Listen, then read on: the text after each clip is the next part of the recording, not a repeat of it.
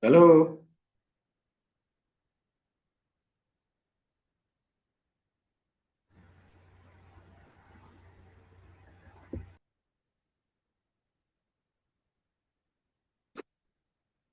What are the progressive maxims?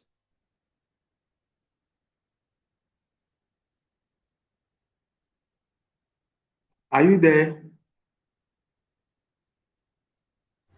Okay. And you don't mind me?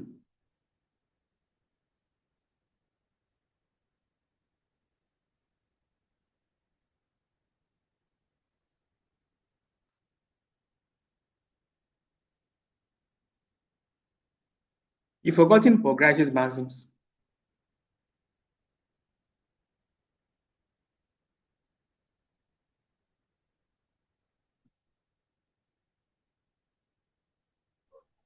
Sir, Yeah. please, for maxims, maxim, we have maximum of quality. He has four maxims. So maximum of quality, maximum of quantity, maximum of relevance or relation, and then the last one is maximum of manner. Then Okay. it explains how people work together to communicate a meaning. Okay. So what is what does the maximum quality says? What does it say?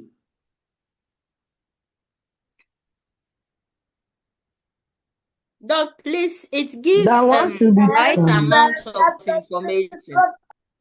What I'm saying is the maxims are instructing us to do something. That when you're in a conversation, you should do this, don't do this, do this, don't do this. What is the maximum quality advising us to do? that we should be truthful. Is that all?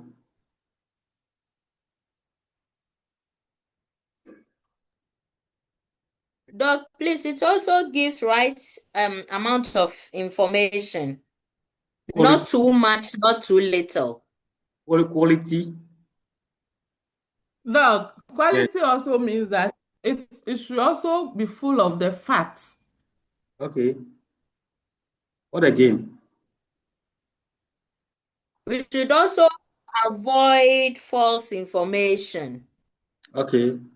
What again?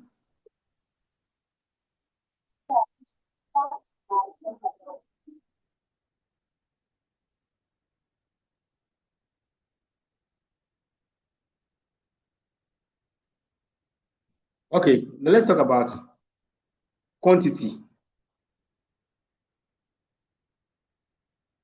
Progressive maximum quantity. What does it say we should do? And so we should give enough information. Enough. Right amount of information. Uh-huh. Give Is that all? right amount of information, not too much, not too little. Very good. What is the maximum of relation saying? Now everything should be relevant. It should be relevant. Okay. What is the maximum of? What is the maximum of?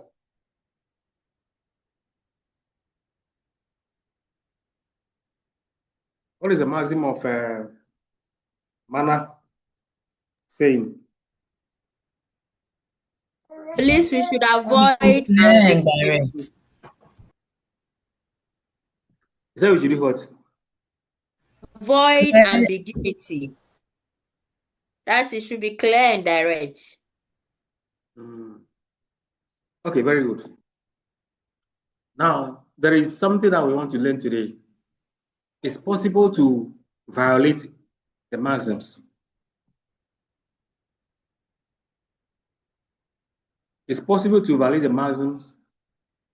It's also possible to flout it.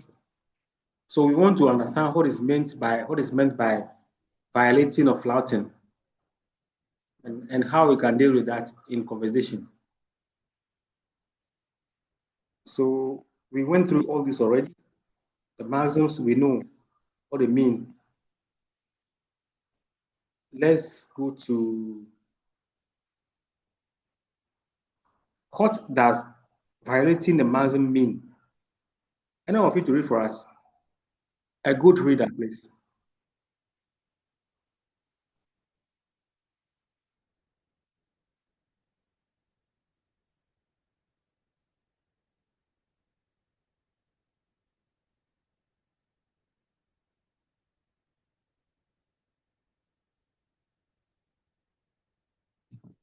Nobody?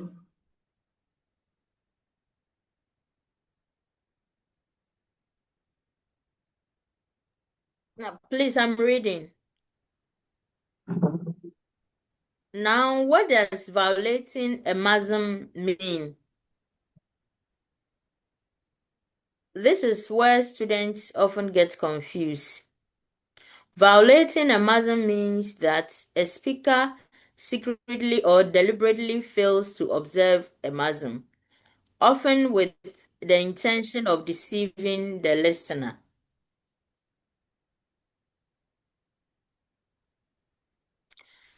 The important point is that the speaker does not necessarily want the listener to realize that the maxim has been violated. Simple example: Mother, did you eat the cake? Child, no. But the child actually ate the cake. The child is violating the maxim of quality because the child is deliberately giving false information. The child wants the mother to believe the false statement. Another example: Boss, did you finish the report? Employee, yes. The employee knows that the report is not finished. Again, the employee is violating the maxim of quality. In very simple terms, violation equals breaking the maxim in order to mislead or deceive. Okay. Implicator. A simple example. Consider this conversation. Amma, are you coming to the party tonight? Kofi, I have an examination tomorrow morning. Kofi has not literally said no. I am not coming to the party. However, Amma is likely to understand Kofi to mean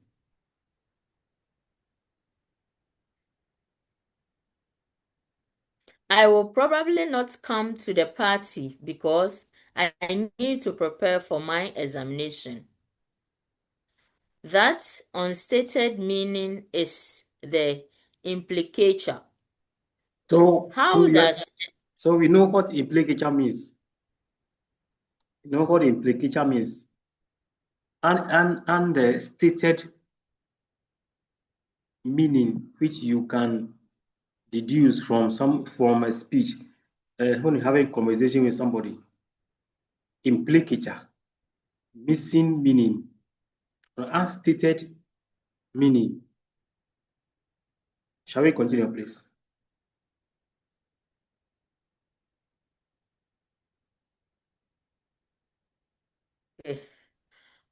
How does the listener arrive at the implicator? Grice argues that people normally assume that speakers are cooperating with one another. This is called the cooperative principle. It is associated with 4 conversational maxims. 1. Quantity.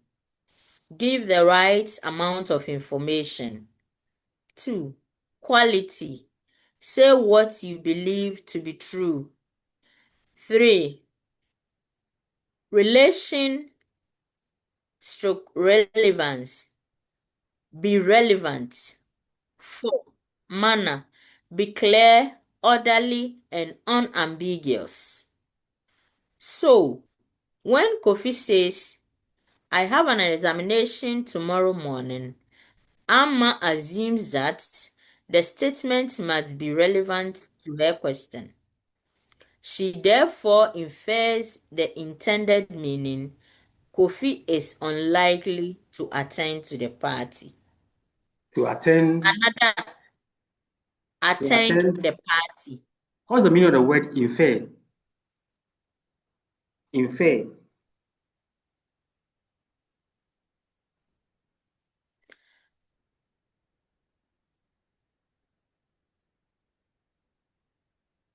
It means someone is thinking that, or Amma's idea. No, listen. From what he said, I can infer that he will not attend the meeting. What is the meaning of infer? To reach a conclusion based on available information. Okay. Let's continue, please. Another very simple example. Teacher, did all the students pass the examination? Lecturer, some of them passed. The lecturer has not explicitly said some students failed. But in an ordinary context, the listener may infer that not all the students passed. That inferred meaning is an implicator. A useful way to teach it is what is said plus context plus inference equals implicator. Or even more simple, implicator is what the speaker means without directly saying it. Yeah, we said so It already. is We said it already. Let's go to. Okay, let's continue.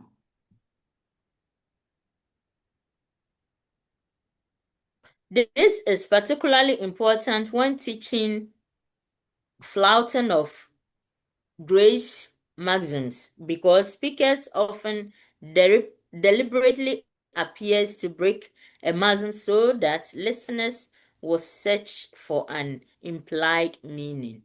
Yes. Pragmatics. A very basic and practical meaning of pragmatics is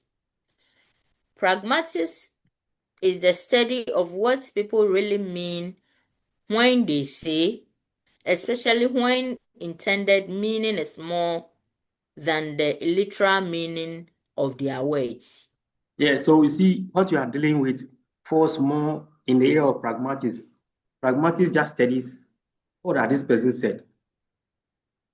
What is it actually saying?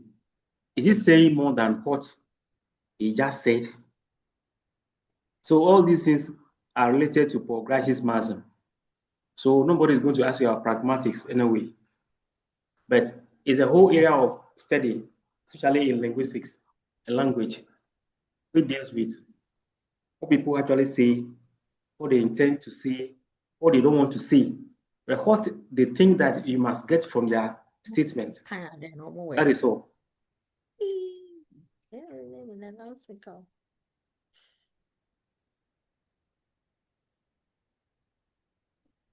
Gertrude, are you the one reading?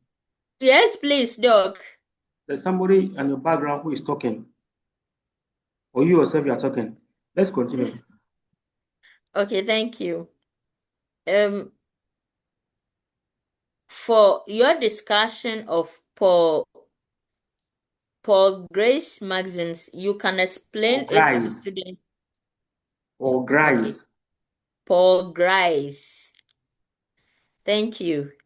For your discussion of Paul Grice maxims, you can explain it to students this way. A simple classroom example. Imagine this conversation. Student, sir, will you be in your office at 2 p.m.?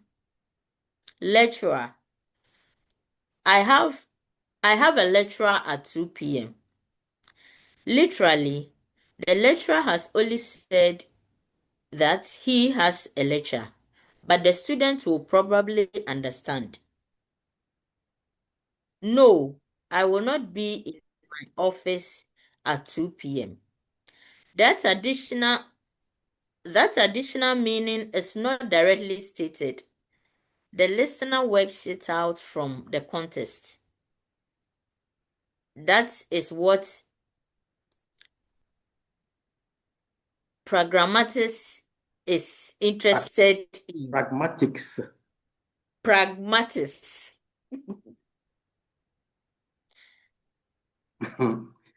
Okay, very good. I think that all the issues about, we understand the concept, and we understand, more importantly, violating the principle. So now let's go to flouting a maxim. We move from violating the maxim to flouting the maxim.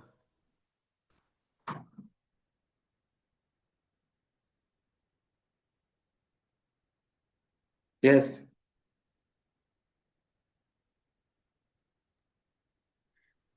Hello. Hello, sir. Doc, please, I'm here. So I see a hand. Is it Sylvie or what? Sylvie, what is the problem? Oh, Doc, please, I just want to understand something. That is. Is it pragmatic? This place, the pragmatic one. Does it mean the answer the lecturer is giving is what we call the pragmatic, or the question they are asking? Well, pragmatics is a whole area of study. It is not the answer that is given that is called pragmatics, no. What it means is that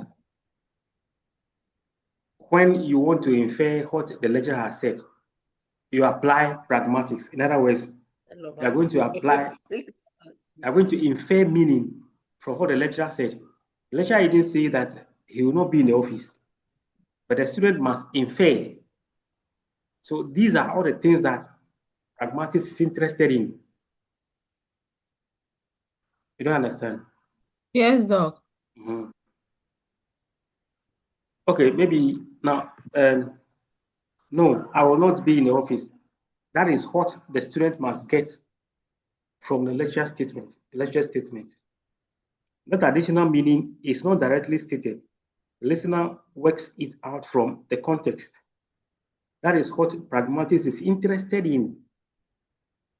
These are the things that pragmatics talks about. If you're in the area of pragmatics, that's what how did you say this? Why didn't you say this? Would it mean this? By what he said, does it mean this? That is all. And I'm saying that the issue about pragmatics is something we understood. Nobody will ask question about pragmatics. But we need to just discuss it so that you know that what we do every day in a conversation and the area of pragmatics. Now, in the examination, you may see a word like pragmatic import, pragmatic. So when we begin to look at the questions, you will see why I'm taking you to all these places. A minute, please.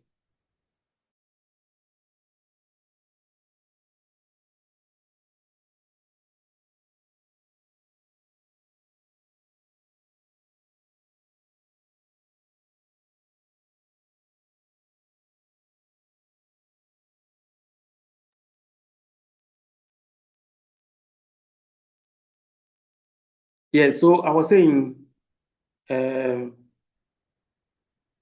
everyday example. Do you like my new dress? Then Amma says so.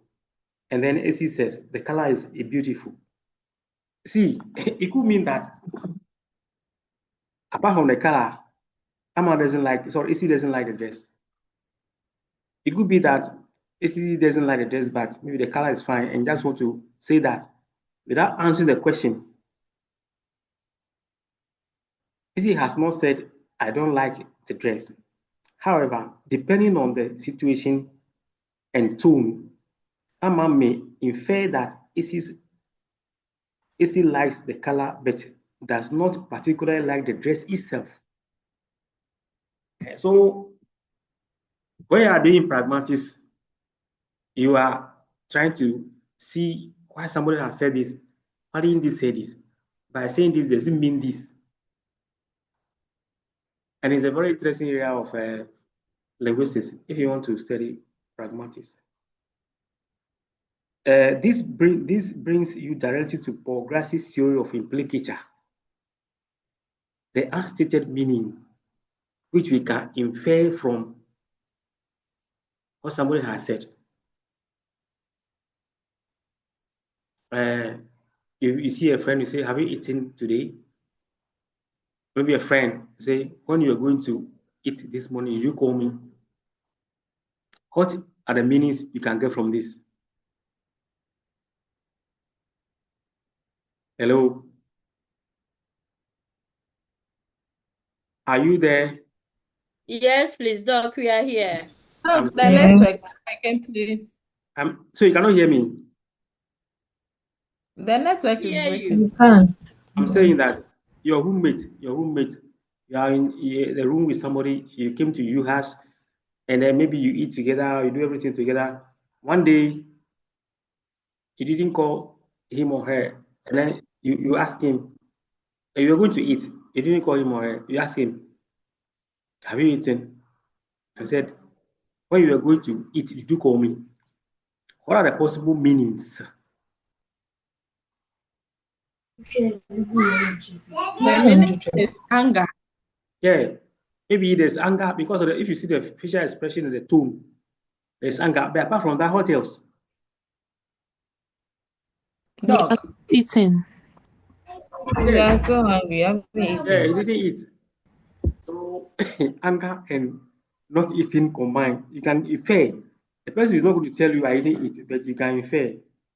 Okay, you could therefore give your say, okay, pragmatics meaning pragmatics meaning in context.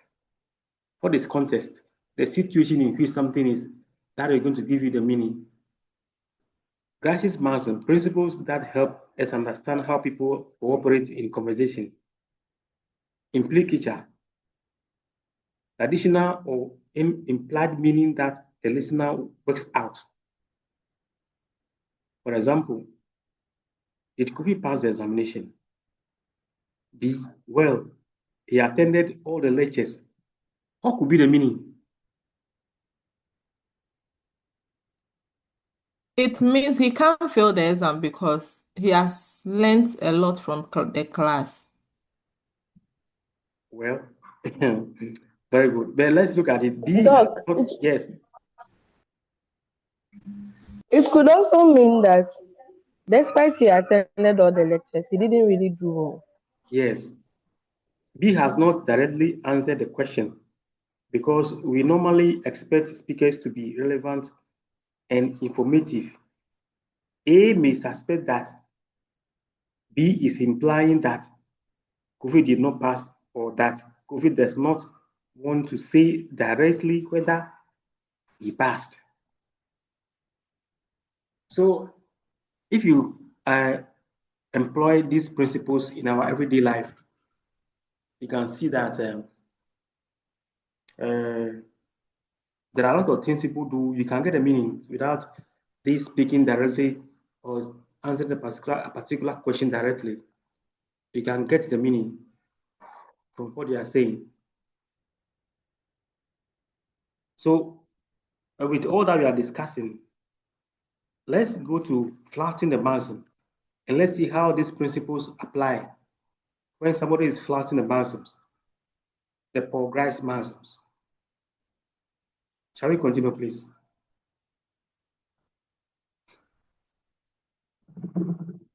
What does flouting a Muslim mean? Flouting is different. When a speaker flouts a Muslim, the speaker obviously and openly fails to observe it. and expect the listener to know this and look for an additional meaning. Okay. The speaker is not necessarily trying to deceive the listener. Instead, the speaker may be using indirect language, humor, irony, sarcasm, understatement, etc. This is extremely important in understanding grace. Example of flouting quality. Imagine a student arrives 1 hour late for class. The teacher says, "Wonderful. What are very wonderful. Wonderful. You are very early today." Thank you. Thank you, Doc. Thank you. Wonderful. You are very early today. The teacher obviously does not mean that the student is early. In fact, the opposite is true. The teacher is flouting the maxim of quality. The student understands the teacher is being sarcastic. She means that I am very late. Okay. The literal statement is, "You are very early." The intended meaning is, "You are very late." That additional meaning is called a conversational implicature.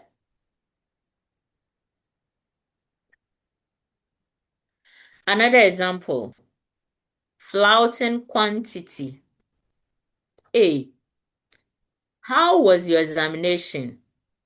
B. Well, I answered the first question.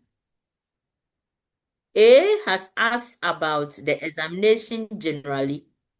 B gives very little information. The listener may infer, perhaps the examination did not go well. The speaker may be deliberately giving less information than expected.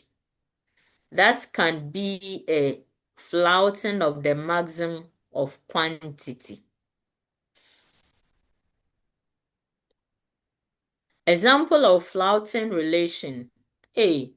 How did you like my presentation? B. Your PowerPoint slides were very colorful. B does not directly say whether the presentation was good. The listener may be inferred. The presentation itself was not very good. B has responded with something related to the presentation but has avoided directly answering the question. This may be the flouting of relation. Example of flouting manner. Imagine someone asks, A. What happened between John and Mary? B. Well, let's just say that John went to Mary's house, and after some discussion, certain things happened, and eventually John left. B is being deliberately vague. The listener may think vague.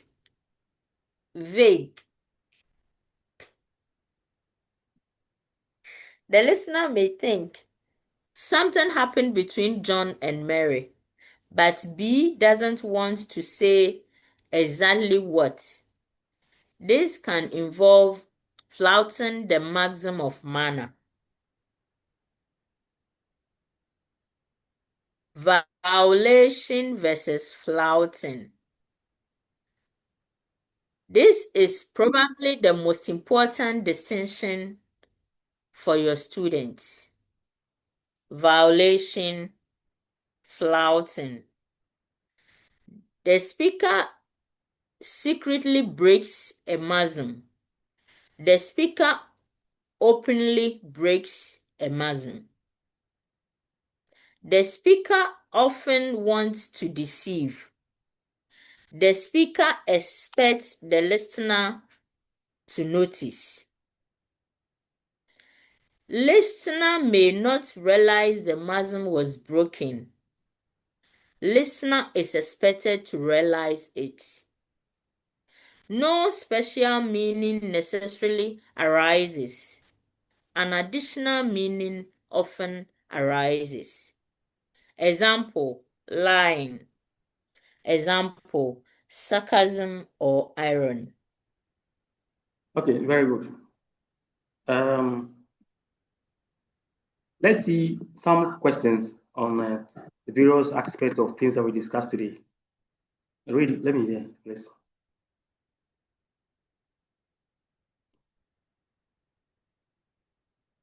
Who reads for us? Flouting quality. A student arrives very late for class. The lecturer looks at him and says, "Excellent. You are always the first person to arrive." A. Which of Gry's maxims is being flouted? B. What does the lecturer actually mean? A. The student arrived early. The lecturer is praising the student. The student arrived very late. The lecturer wants the student to leave. How could it be? C. Let's continue. Flouting relation. Amma asks her friend, "Amma, did you enjoy the movie?" Friend, "The seats in the cinema were very comfortable." Which maxim is being flouted? What does the friend's response most likely imply? A. She enjoyed the movie very much. B. She's avoiding saying that she did not enjoy the movie. C. She did not sit in the cinema. D. She wants to discuss the price of the tickets. How could it be? I would choose B.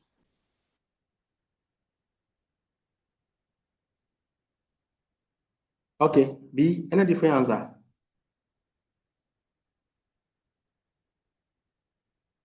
If you don't answer, let's go on. Flouting manner. A father asks his son, "Father, where is my phone?"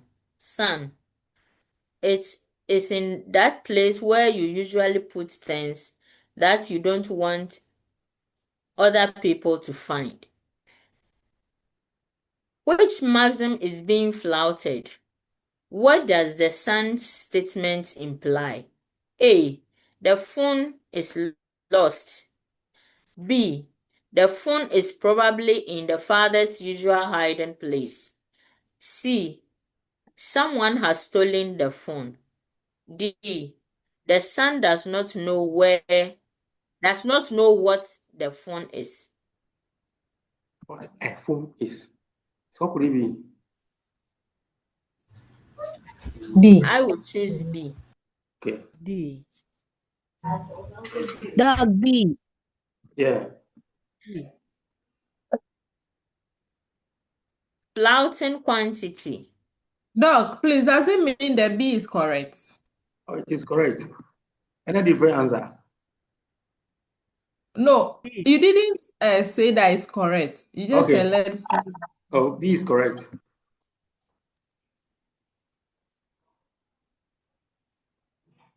Flouting quantity.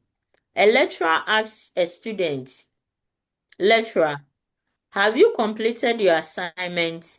Student, "I have written the title and the first sentence." Which maxim is being flouted?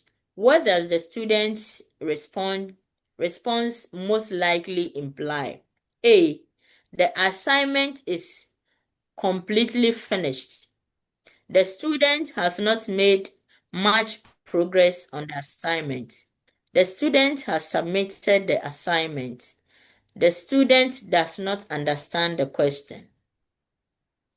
What could it be? B. B. Yeah, B. So the answer is B. Flouting quality. A man tastes his wife extremely salty soup and says the soup could win an award for being the best soup in the world. Which maxim is being flouted? What does the husband actually imply? Please read again. Flouting quality. Yes. A man tastes his wife's extremely salty soup and says, this soup could win an award for being the best soup in the world. Which maxim is being flouted? What does the husband actually imply? A. The soup is delicious. B. The soup is probably too salty or unpleasant. C. The soup has won an international award. D. He wants his wife to cook more soup. How could it be? B. B. Okay, B is the answer. I think this seminar likes B. Yes, so So But before we continue, I want to ask you, has your soup ever won an international award? Not yet. Not yet. not yet. Very good. Now, so that is for flouting the maxims. That is just to give you an idea about what is meant by flouting the maxim and violating it. So we are finished with that section. We want to move to another section. Referencing. I know that you were taught referencing by the IT department, what they call Infolit. But you remember when we were doing in-text citation, we mentioned some references, in-text citation, and all that. So in our questions, you see a few of these things too. You see a few of these things. So I want to give you something to do right now. Then I'll write the answer here, then we compare. We used to do this some years back, but then we stopped it. But it looks like it is coming back.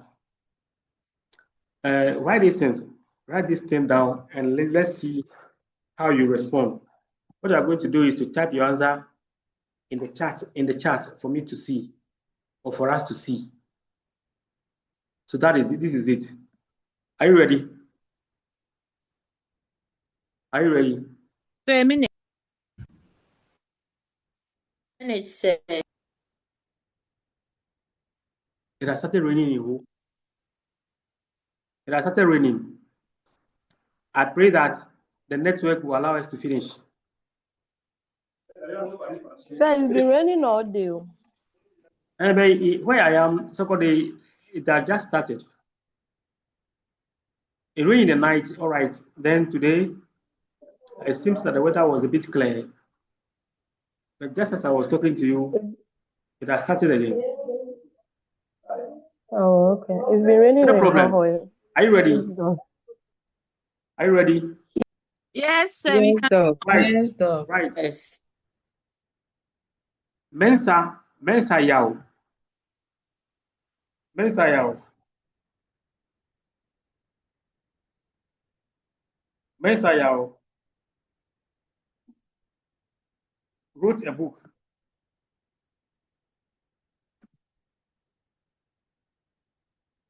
Wrote a book in 2021.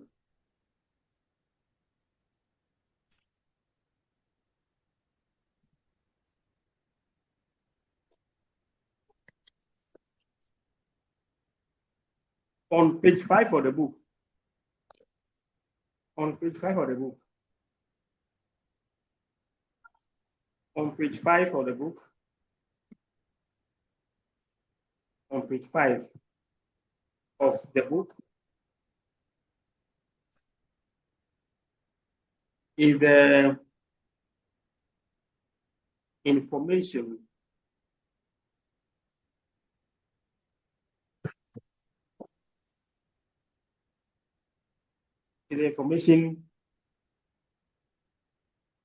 public health is important.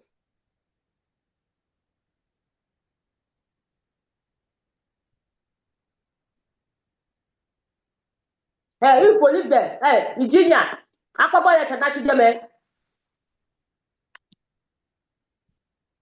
Public health is important.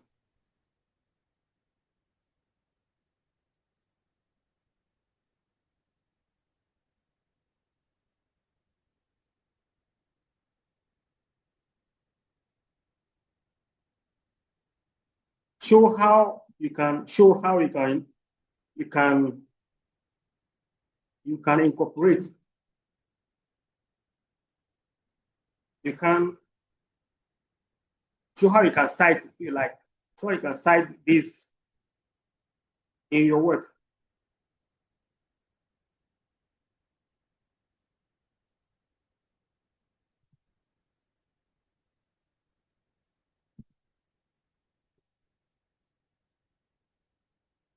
In your work, using APA,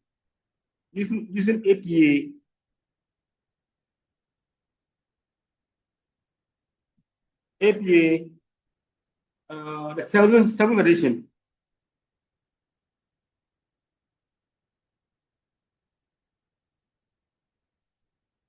APA 7th edition.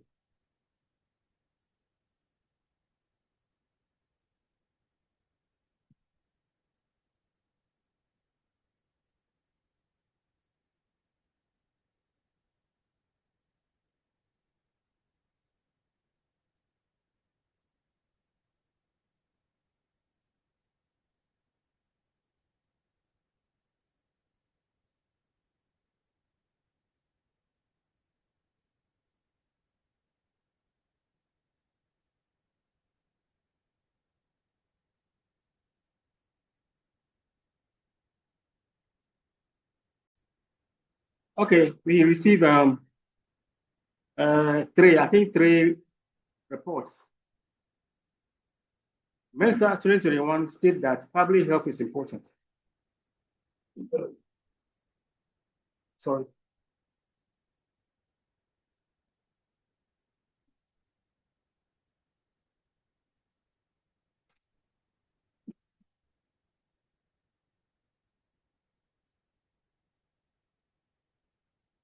Mensa 2021 state that public health is important. Then we have public health is important, all in brackets, Mensa 2021 E5. Then, what again? We have a YAO 2021 P5. Nothing is added. Then we have public health plays important role in society, into bracket Mensa 2021 P5. Then we have public health is important. YAO 2021, 5. Then we have, according to Mensa 2021, public health is important, P5. Then public health is important, YAO 2021, P5, sent by KM. Then we have Mensa. Well, maybe, yeah, my concern is show how you cite it in your work. What it means is I want to see the in-text citation. Show how you cite it in your work, not as reference.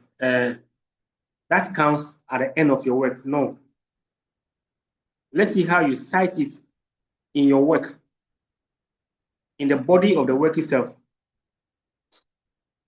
Mensa Y, Mensa comma Y dot 2021, public health is important. Then we have MA, public health is important. Yao, comma 2021, P5. P5. Okay, very good. This is what I want to say. In the APA format, when you have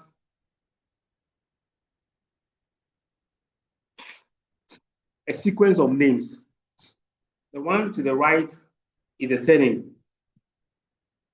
So all those who wrote Mensa, they are wrong. So Yao. Yeah, in the body of the work, then what you're going to do is say Yao 2021. That is, if you want to do the narrative type, Yao with whatever verb you want to, but I suggest the verb should be in the past tense. Maybe noted that because you are going to introduce a page, you must indicate the information in inverted commas.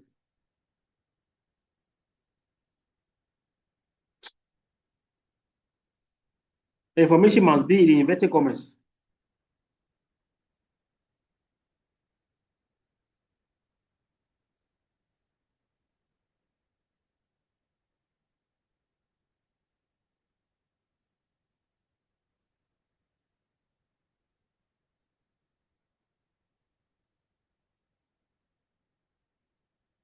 Excuse me.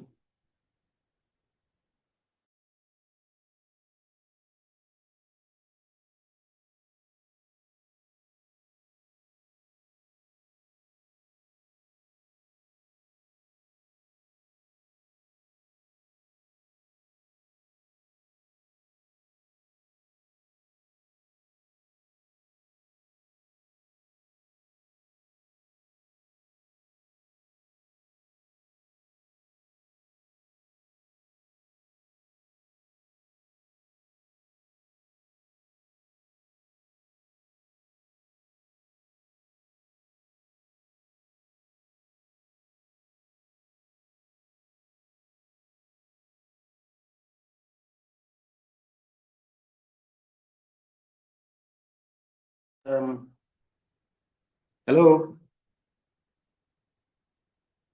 Yeah, so this is what is supposed to be the case. Hello, sir. Yao, not Mensa. All those who wrote Mensa, they are wrong. Let me see the thing again. Doc, please, why is the Mensa wrong? The Mensa is wrong because in the APA format, where you see a series of names, and I think I mentioned this in our discussion when we're talking about academic writing. The name to the right is the surname. So I think one or two people did it correctly. I think, yeah, MA, we did it, but the problem is that I was expecting a P. You must insert P here after 2021. I corrected it. DA, there is no information there. I just see Yao 2021 P5, that's all. Then I saw Mensa is wrong. Mensa is okay. Public health is important. Yao 2025, but the problem here is that the information must be in quote if you are introducing a page. If you are not introducing a page, then that's a different case.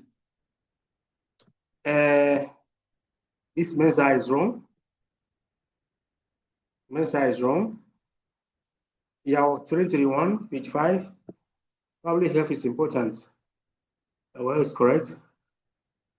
By ME, then we see Yao 2021, page 5. Okay, this one too could also be correct, but that the information is not in quote.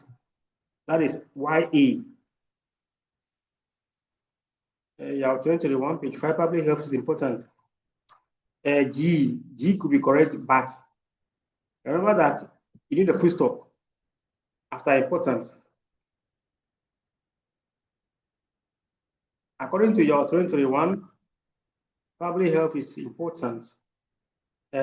CE, but in your case, you need a full stop after the bracket, which is P5, the bracket there. You need a full stop after the bracket there. Otherwise, then that one too is a problem. So that is it. That is it. I'm saying that we are teaching this, bearing in mind that you have been taught by the IT department. So we just do revision, if you like. That is it. You may see questions like this. Let's look at this one. Let's look at this one. Johnny Walker wrote an article titled discussing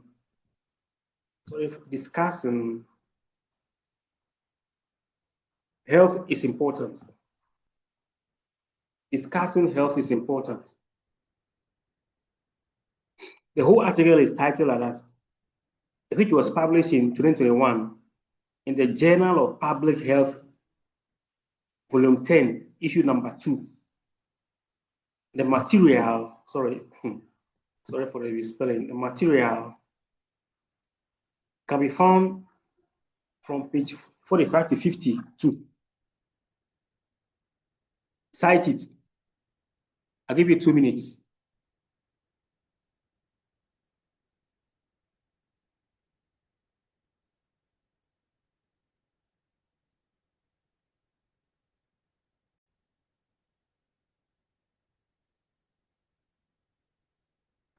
Well, then I can see one new one. No, it's not here. Nobody has finished.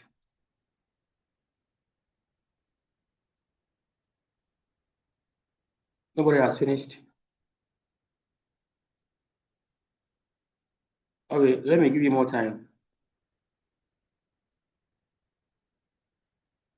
It as a reference list, not as inter-citation. Hello? Hello? Hi, Doc. Hi, Doc. I'm saying the second one that I posted to you about the journal, let it be a reference list, not inter-citation. Okay, Doc. Yeah.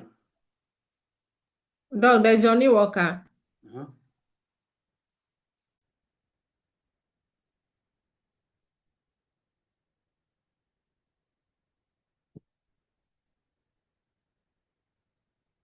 Yeah, we have here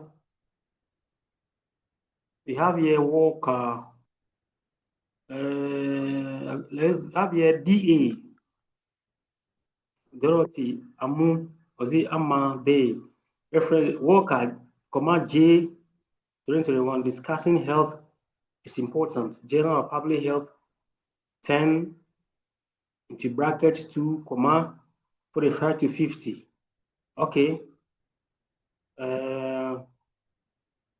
Walker G 2021, discussing health is important. General Public Health 10 into bracket 2, 45 to 45 underscore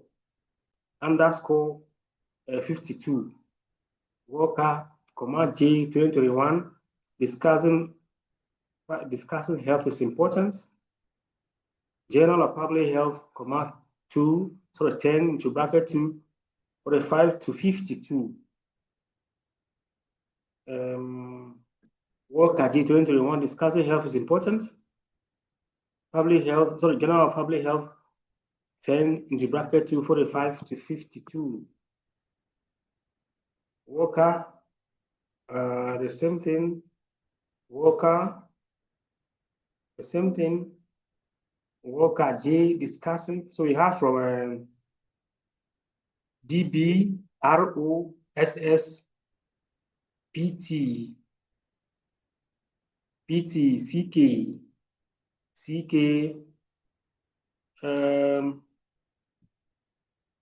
I think KM, the approach is wrong because this is not a way APA captures journal references. NA, well, NA, then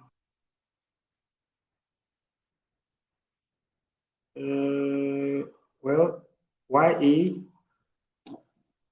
sorry.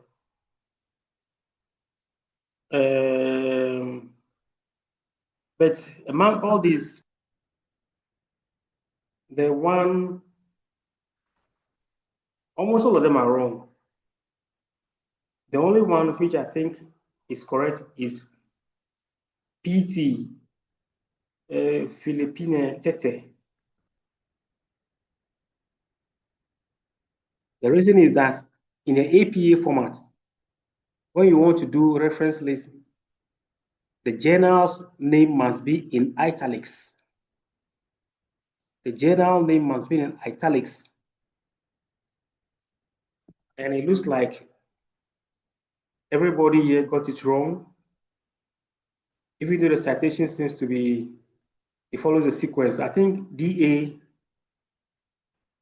Dorothy, Amma, they also got it correct. And apart from that, that is all. Out of those entries that we have had, only 2 are correct. PT and then DA also. So that is it. If you want to do reference list, you are giving information like this, I think this is how it's supposed to be.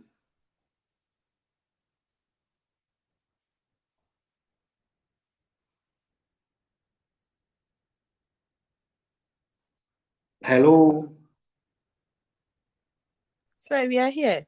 So yeah, so that is it. You're not saying anything. That is why you're not, and I cannot hear you say anything.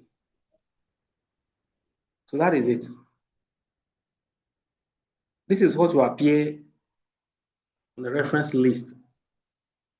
All the work that you contacted in your doing your work will follow your work. So these are some of the things that will follow. You cite them one after the other in alphabetical order. That is it. So you may see some things like this in the exam. And I'm saying this because yes.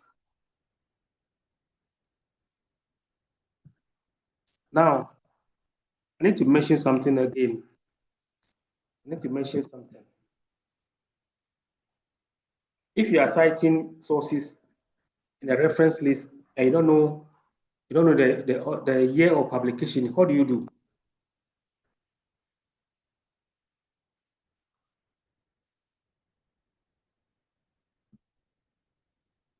If you are seeing a piece of material in a library, maybe very old, you like it, but there is no year, but you can see the author, all right, how will you cite it?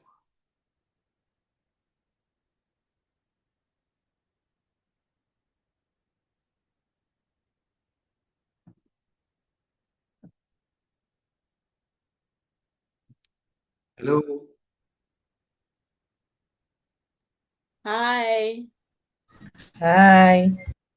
Yeah, I'm expecting that out of the 88 students, one of them at least will answer this question because I know you were taught by the IT department. Let's say you find a material written by Koku, Baku. You don't know the date. You don't know the date, but you like the book. In preparing the reference list, as we just did for the journal, how will you start capturing it?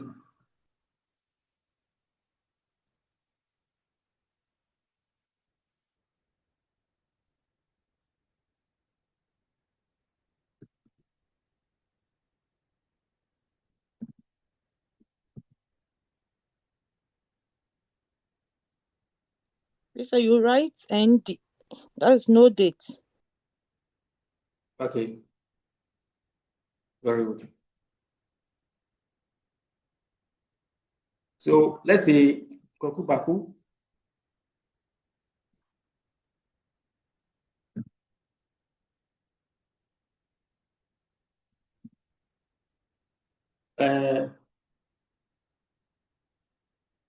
Write it. Let me see. You write the name and the ND. Let me see.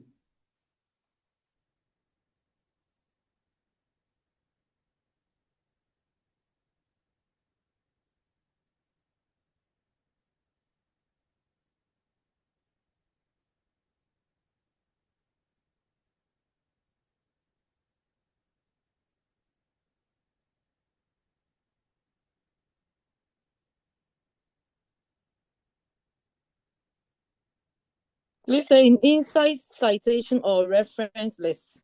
The reference list. Okay.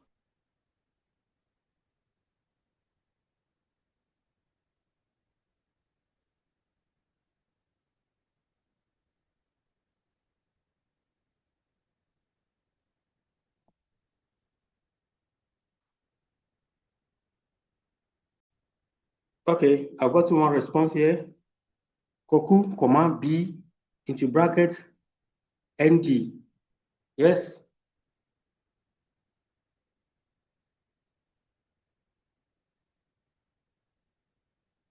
From Nana Ama XSL.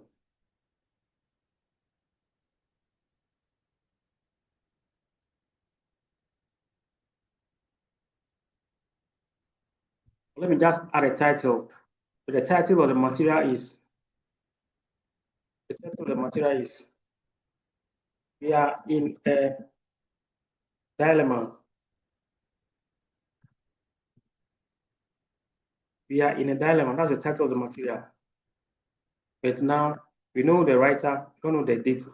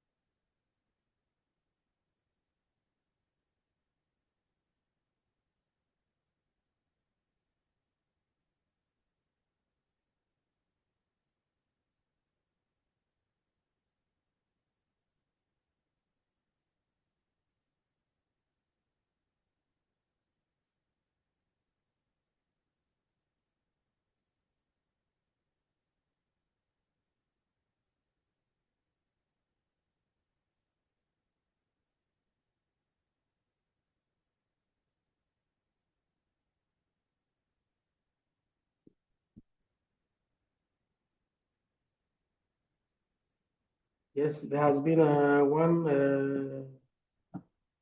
Okay, you are in a dilemma. Okay, it's all right. It's all right. If you have it this way,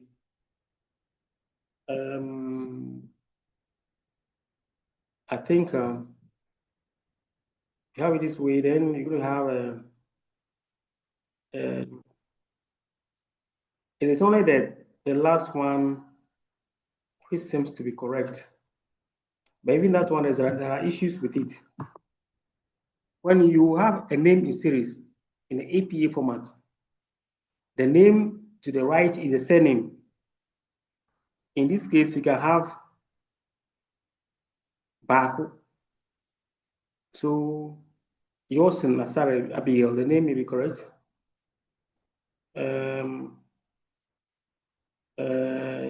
Nana Yes, though. SL.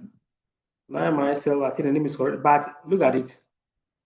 If that's what you are going to do, it's going to be that this.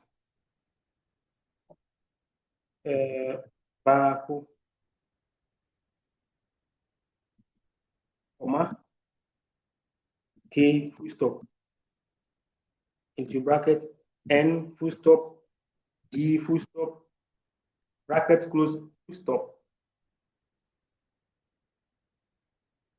Baku, comma, K, full stop, into bracket, N, full stop, D, full stop, bracket close, full stop. We are in a dilemma.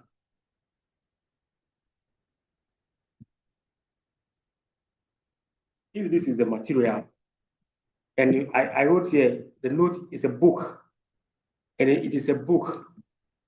Then in the APA format, the book must be, the title of the book must be in italics.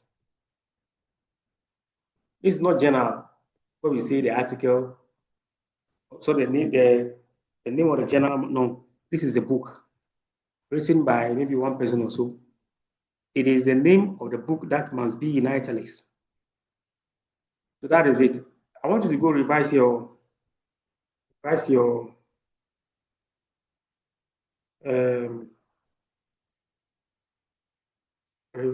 notes on, and you cannot start the name of a book, in this case, with a small letter. So Nanama SL, that is not the case. EA, Esther Pia, you cannot start the name of the book with a small letter on a reference list. And in your case, the N is not followed by a full stop. The D is not also followed by a full stop. That's wrong. Okay. Makafui ama Denu. In the APA style, you're not supposed to put the name of the title of the book in inverted commas on a reference list. If we are getting confused with this, inter-citation is different from reference list. And I think that you must spend some time to be able to differentiate between these two things. I will try to see what I can post to you the latest version of the edition, actually, of the APA format. And then you got to read. Okay, thank you, sir. Yeah, so that is it. So make a something like this. Baku K and like this, and then you finish with maybe if there's any publisher or so. Okay, so that is it. Now the next thing I'll talk about is, I don't know whether you're familiar with this. You see a square, and you see this. Have you seen it before? SIC. No, though. Are you sure? Or you've forgotten? Go online and get it. Put SIC in a square bracket and ask how to use it for and what it means. I'll give you 1 minute.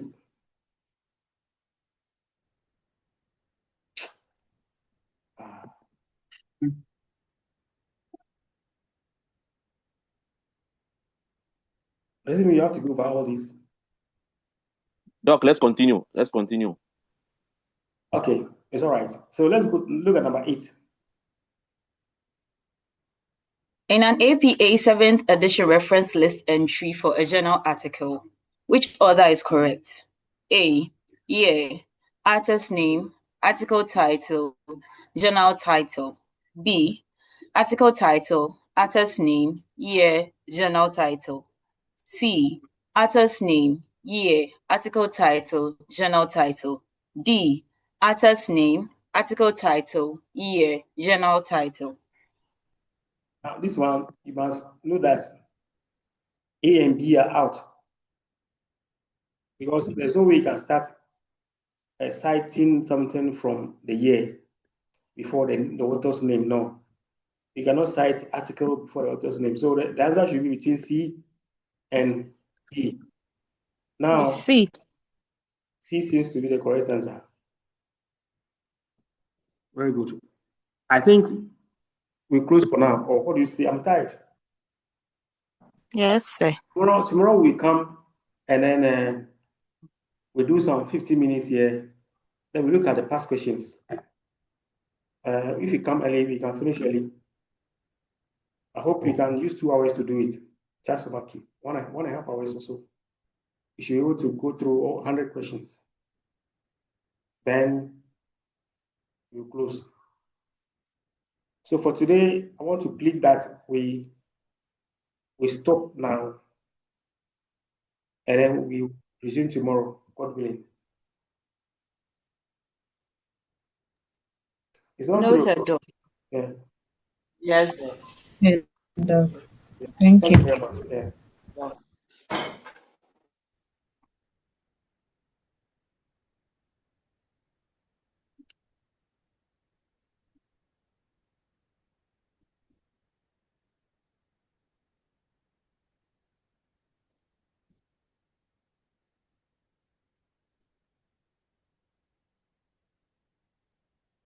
An aspect of it which we did not tackle.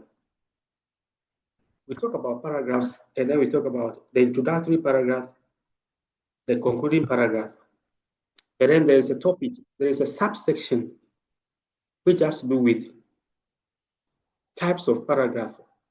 And then basically this doesn't mean that a paragraph is introductory or concluding, or is long or is short. It has to do with the content. The content of the paragraph determines the name. So the thing is it a narrative kind of paragraph or expository paragraph? These things most of them we studied in the secondary school. And I know that most of you may have also studied it in some courses. So without wasting time, let's look at types of paragraphs depending on the content. Can I get someone to read for us?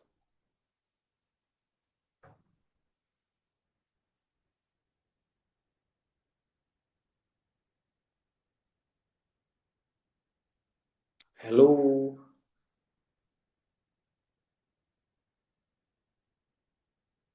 Hello?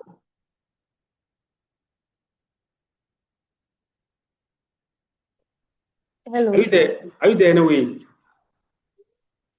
Okay, so we have mainstream paragraphs in writing. When we talk about mainstream, what are the various kind of paragraphs we have in the traditional sense? What are the main types of paragraphs we have, depending on the content? When you write, the writing could be described as narrative, or it could be argumentative, or it could be descriptive, or it could be expository. Now, these are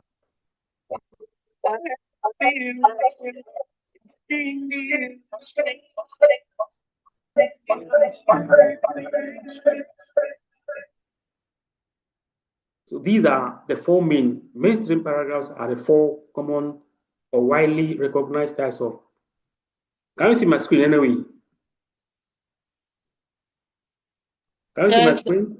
Very good. So mainstream paragraphs are the 4 common or widely recognized types of paragraphs used in academic and general writing.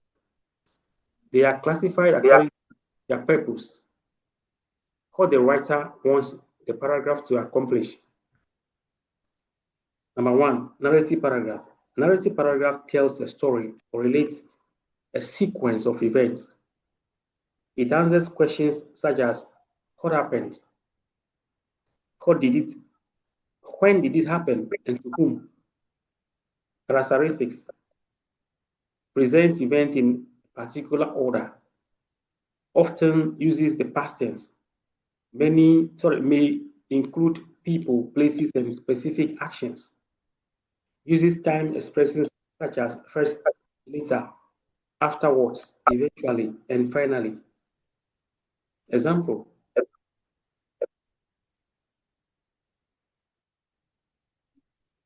Last Friday, I arrived at the examination hall early. I arranged my books on the desk and waited for the lecturer to distribute the question papers. After receiving the paper, I read the instructions carefully. I then answered the questions one after another and submitted my script before the examination ended. So you see, if you look at this particular extract or example we have here, it's telling us a sequence of events. So this is typically a narrative type of paragraph. Let's look at descriptive paragraph. Descriptive paragraph gives a detailed picture of a person, place, object, situation, or experience. It helps the reader see, hear, smell, taste, or feel what is being described. Characteristics uses many descriptive words and adjectives. Appeals to the five senses. Provides specific details.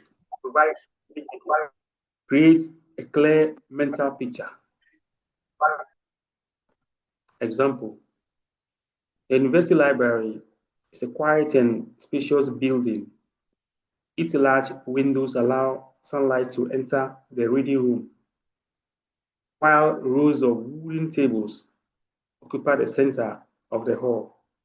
Thousands of books are neatly arranged on tall shelves along the walls.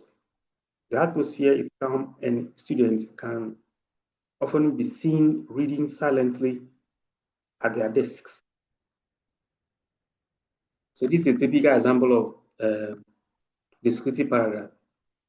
Excuse me to say, if you happen to be in a very good school and you had a very good English language teacher, and then it means that they may have taught you all this, and this you can even answer some question on it without any further revision.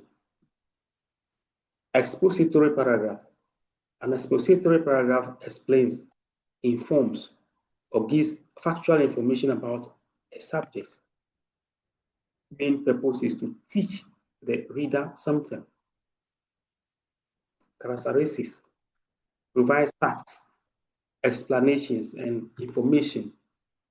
Uses clear, straightforward language, usually avoids personal opinions, may explain a process, concept, cause, effect, or idea. Example, time management is the process of organizing and planning how to divide one's time among different activities. Students can manage their time effectively by preparing the timetable, setting priorities, and avoiding unnecessary distractions. Good time management enables students to complete assignments on time and prepare adequately for examinations. Expository, you're teaching somebody something. You explain the process. Persuasive or argumentative paragraph. A persuasive or argumentative paragraph attempts to convince the reader to accept a particular opinion, position, or course of action. It provides reasons and evidence to support the writer's position. Characteristics. Present a clear position or claim. Give reason to support the claim. May provide evidence or examples. Attempts to influence the writer's opinion or behavior. Often uses words such as therefore, because, consequently, clearly, and should. Example, university students should reduce their use of mobile phones during lectures because excessive phone use can interfere with concentration. When students constantly check messages or social media, they may miss important explanations from the lecturer. Although mobile phones can be useful for academic research, students should use them responsibly during class to improve their learning. So this is argumentative, somebody trying to make you agree with him, trying to offer reasons why you should not do this or you should do it. So if you look at the summary here, quick summary. Type, main purpose, key question. Narrative, what is its main purpose? Tells a story or event. Key question, happen. Descriptive, creates a picture. What does it look? What does it look or sound or feel like? Expository, explains and informs. What question does he answer? What is it? How does it work? Persuasive or argumentative. What is the main purpose? Convincing the reader. What question does he answer? Why should I agree? So these are the four main traditional types. Now, if you read around paragraphs, there are different types that have come. You can see 6 types, 7 types, 8 types, but the classifications are based on the content. What is the writer trying to do in the paragraph? So it's possible to also even have something like emotional paragraph, not because there's anything about the paragraph that is emotional, but the content. The content. So that is it. Now I have a few set of questions here for us to read to go through as a way to see the kind of questions that can be asked on this. A narrative paragraph. Read the paragraph below. Last Monday, I woke up late and hurried to prepare for work. As I ran to the bus stop, I realized that I had forgotten my wallet at home. I quickly returned for it, but by the time I reached the bus stop again, the bus had already left. I eventually arrived at work 30 minutes late. What type of paragraph is this?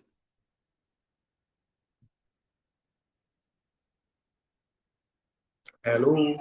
B. B. What is B? Narrative. B. Narrative. Okay, so we agree the answer should be B for boy. Number 2, can somebody read or should I continue to read? Okay, Doc, let me read. When the teacher In your reading, like there is feedback, there is echo. I don't know whether it's due to the network. Yes. Can you get another person to read? Doc, let me read. Okay. Okay, 2. Read the extract below. When the teacher entered the classroom, the students became silent. She greeted them and wrote the topic on the board. But after explaining the first concept, she divided the class into groups. The students discussed the questions for 10 minutes before presenting their answers. The main purpose of this paragraph is to A. Describe the appearance of a classroom. B. Explain how a machine works. C. Tell a sequence of events. D. Persuade students to study harder. How could it be? A. A. Are you sure? Look, I think it's still a sequence of events. Yes. That should be B. Sorry, that should be C. When the teacher entered the classroom, the student became silent. She greeted, like, so the answer should be C. Number 3.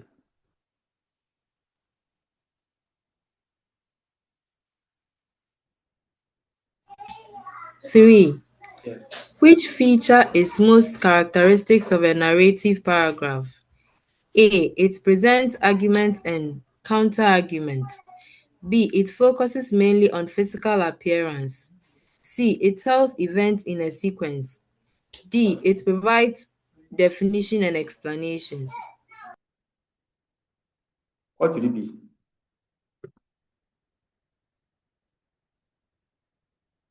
D. D for dog. What C. feature? Narrative. Is C. It should be C for cat. C for cat. It tells. It tells events in a sequence. Number 4.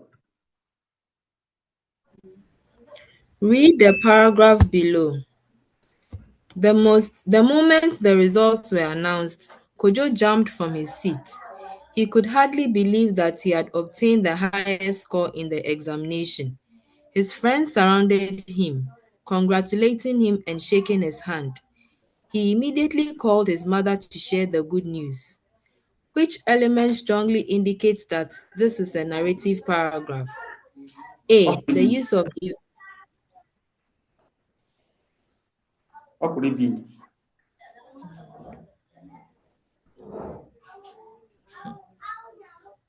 A. Yes. Use of events and actions. That is it. Number 5. Number 5. Which of the following would be the most appropriate topic for a narrative paragraph? Yes. A. The importance of regular exercise. B. How rainfall is formed. C. My first day at university. D. The appearance of my university library. How could it be?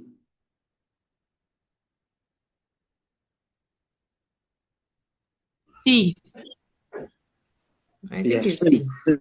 My first day of My first day at university. Yes.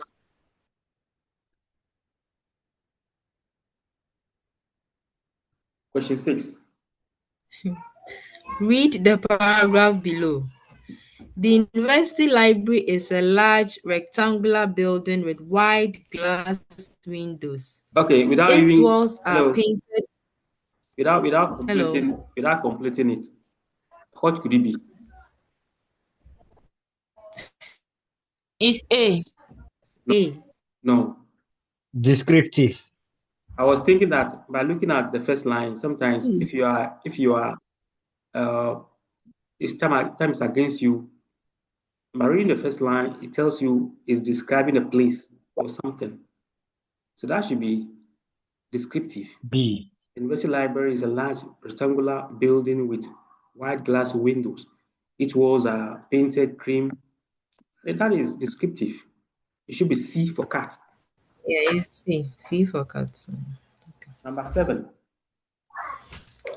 The primary purpose of a descriptive paragraph is to A. Convince readers to accept an opinion. B. Create a clear picture of a person, place, object, or experience. C. Explain a process scientifically. D. Narrate a series of events. D. B for boy. B. Descriptive is B for boy. Is B. Yes. B for boy. Any different opinion? B, create a clear picture of a person, place, object, or experience. Number 8. Ahmed's grandmother has a warm, round face and a gentle brown eyes. Her gray hair Without is finishing usually this, covered with a colorful scarf. without finishing It's this, what could A. it be? A. That is it. Yes, it's A. You don't need to finish this. Number 9. Which combination of features is most associated with descriptive paragraphs? A. Claims, evidence and counterargument. B. Events, characters and chronological order. C. Sensory details, adjectives and imagery. D. Definitions, facts and explanations. What could it be? C. C. Yes, C. C. Sensory details, adjectives, and imagery. That is it. Number 10. A student writes the following paragraph. The beach was breathtaking. Soft golden sand stretched along the shore, while the blue waves rolled gently towards the land. The salty smell of the sea filled the air, and the cool breeze touched my face.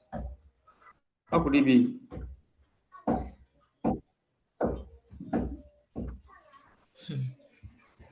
Sensory chronology. A. Yes. Sense of. No. It cannot be A. Read it again. The beach was breathtaking.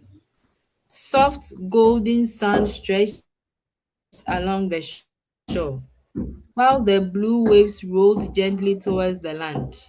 Yeah. The salty smell of the sea filled the air, and the cool breeze touched my face. Now, when you say chronology, what does it mean? Orderly. No. Accounting. Chronology, what does it mean?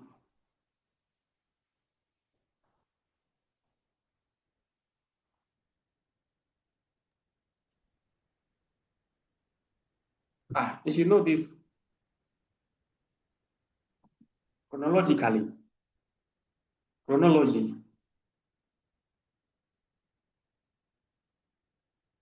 Chronology means time. If you look at this, what the person is describing is not about time. It's trying to make you imagine something, senses and imagination. It doesn't have to do with. It doesn't do with activities as in this happened and that happened and that happened. No. This one has to do with what? Describing a place. So you see, you smell, even though you are not there, it is as if you are smelling or you are seeing. So it's about senses and imagination. B. Okay. C. Expository paragraphs. Read the paragraph below. Photosynthesis is the process by which green plants make their own food. During this process, plants use sunlight, carbon dioxide, and water to produce glucose and oxygen. The process mainly takes place in the leaves because they contain chlorophyll, which absorbs sunlight. What could it be? Which type of paragraph is D. Yeah, process. Process is D. Expository. Process D. Number 12. The main purpose of an expository paragraph is to entertain readers with story. B. Provide information or explain an idea. C. Create an emotional picture. D. Persuade readers to support an opinion. What could it be? B. B for boy. B for boy. Provide information or explain an idea. Number 13. Recycling involves collecting and processing materials that would otherwise be thrown away. Paper, glass, metals, and some some plastics can be recycled and used to produce new products. Recycling reduces the amount of waste sent to landfills and helps conserve natural resources. Why is this paragraph expository? Yes. Tells us.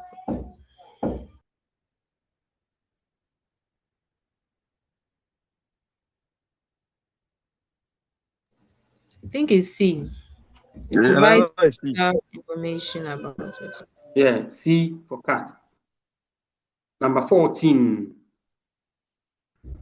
Which of the following would most likely be the topic of an expository paragraph? A. My most embarrassing experience. B. Why students should avoid examination malpractice. C. How a solar panel produces electricity. D. The beautiful appearance of my school. What could it be? C. What could it be? How a C. solar panel C for cat. C for cat. Number 15.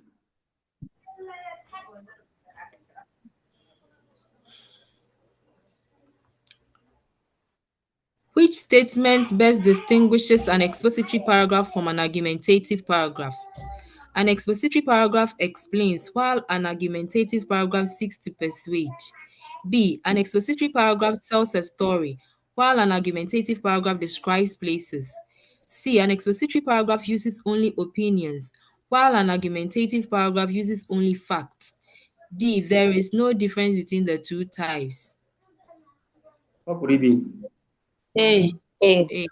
Yes. A. Number 16. Read the paragraph below.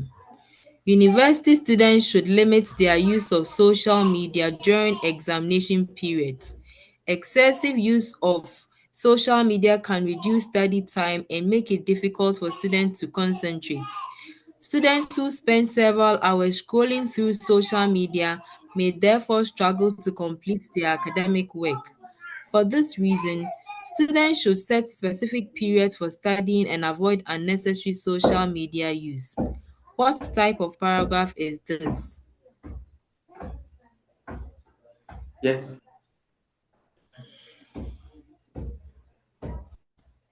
D. D.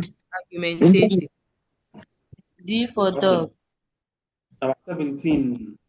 Sorry. Number 17, yes. What is the writer mainly trying to do in the paragraph in question 16? Yes. I think it's C. C. C for cat. Persuade students to reduce social media use. Okay. 18.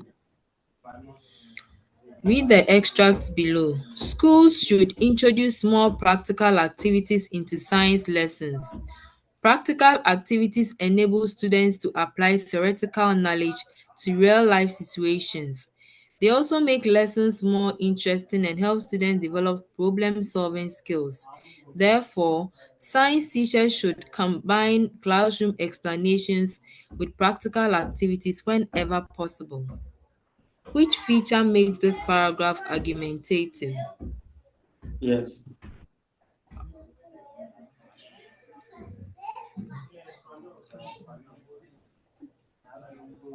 B. It Yes. presents Any, opposition. any different answer? The answer should be B for boy. B for boy. Number 19. Which of the following is most likely to appear in an argumentative paragraph? A clear claim supported by reasons or evidence. B. A chronological sequence of events. C. Detailed descriptions of color, shape, and smell. D. A step-by-step explanation of a scientific process. What could it be? What could it be? Yes. A. A for Ama. A. Yes, A.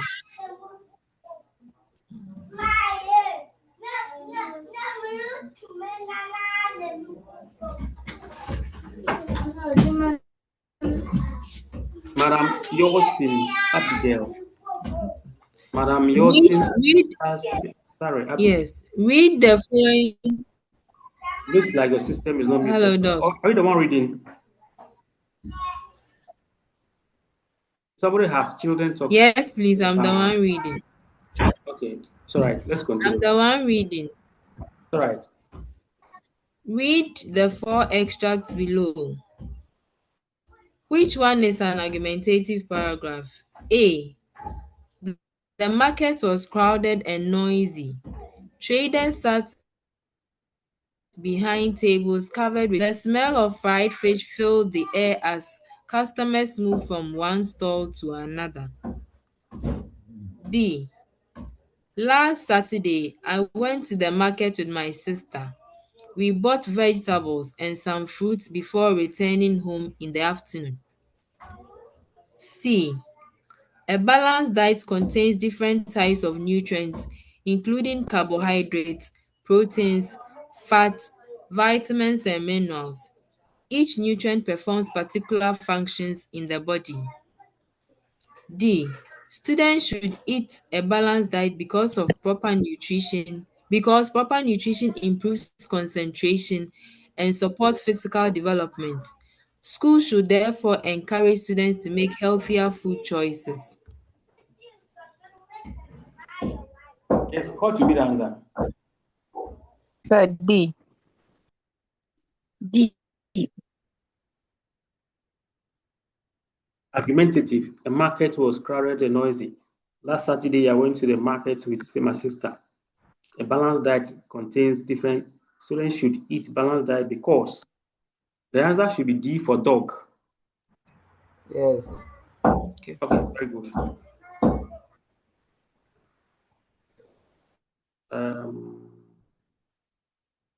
Do you have a controversy here about any answer?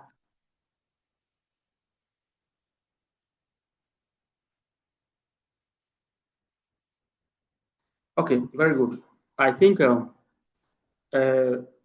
I think is left for us to do is to go through some past questions. The only thing I fear is we may not be able to finish today. Now, I don't want us to have 3 meetings. Yesterday we started, and today we continue. I don't know whether we can go through 100 questions today.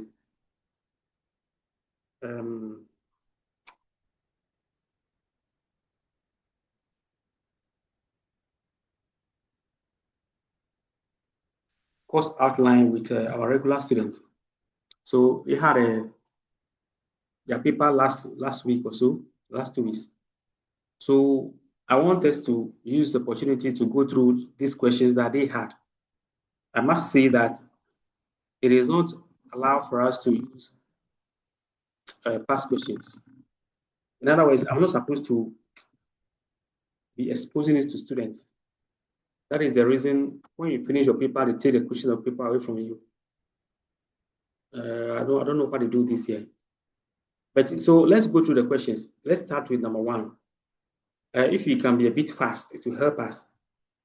Let's see how far we can go before we hit 5 o'clock.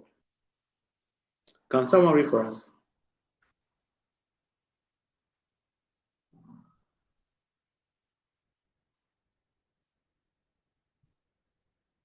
Can we get one student in the class to read for us?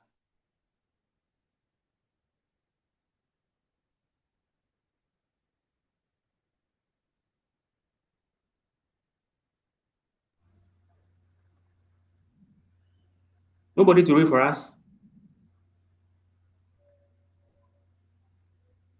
Hello? Yes, sir. So the one we just finished is still showing. Pardon? The one I finished is showing. Oh, sorry. Are you sure? Can you see something different?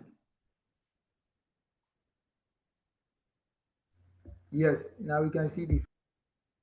Okay, very good.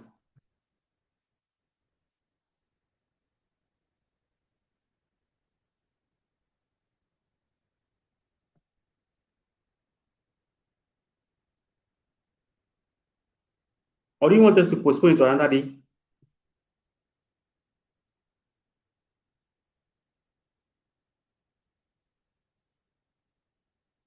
Have we discussed the questions already? No, dog. No. And I say you should read, and nobody is reading. Out of about 80 students or so, nobody is able to read, or 81 students. You don't want to read. What do we do? Or we close? Oh, dog. Let me read. I'm having echo at my back. Dog, let me read. Maybe you connected with two devices. Let me read. Anybody who is reading can read. Section A, paragraph development. Can you please enlarge the font for me? I can't really see. Thank you. It's okay. Thank you. What items are typically classified as signal words in a sentence or in a paragraph? A. Words that express the main point of or idea of a paragraph. B. Reasons, examples, and other details that support the main point of the paragraph. C. Transitions that help in organizing the composition. D. Series of sentences that talk about one main idea or point. How would it be?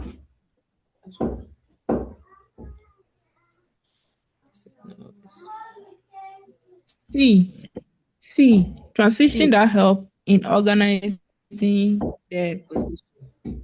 Yes. Signal words are transition that help in organizing the composition. Number 2. What is the technical name of the space?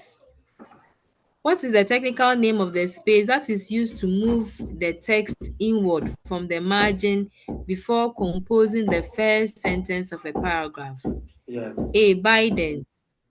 B. Rident. C. Indent. D. Cadent. C. Indent. Indent. Okay, yes. Indent. Any different answer? Number 3. Number 3. A paragraph is described as the smallest unit of prose composition. It can also be called A. A poem. B. A thesis. C. A mini essay. D. A theory. A mini essay. Yes, it's a mini essay. Out of the answers provided here, it can only be described as a mini essay. We know that the paragraph is described as a self-contained composition. I don't know whether we encountered this word before. Self-contained, because it makes meaning. Only that it can have total meaning if it is considered totality with all other paragraphs. But that small paragraph itself makes meaning because it has one single idea which runs through it. So the answer should be C. Number 4. The logical flow of sentences within a paragraph is called A. Composition. B. Creation. C. Configuration. Whereas. Yes, it should be D for dog. Number 5. If I tell you a fairy tale, what type of paragraph development pattern or method would have been employed in the text? Okay. A. Evaluative paragraph. B. Persuasive paragraph. C. Expository paragraph.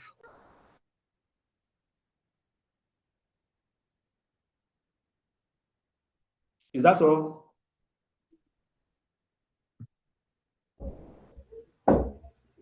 Doc, please, you said. You said, is that all? Yes, I said up to D. A to D. A is evaluative paragraph. B. Yeah. Persuasive paragraph.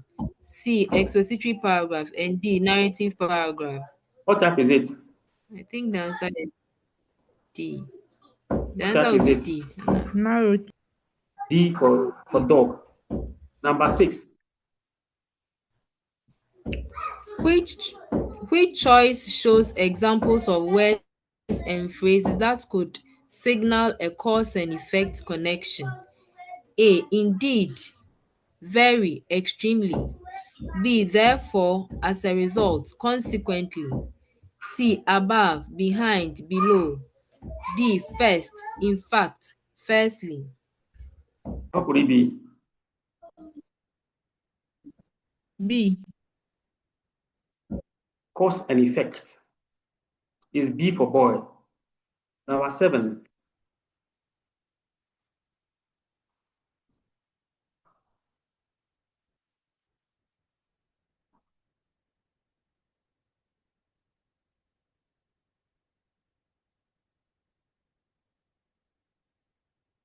Number 7.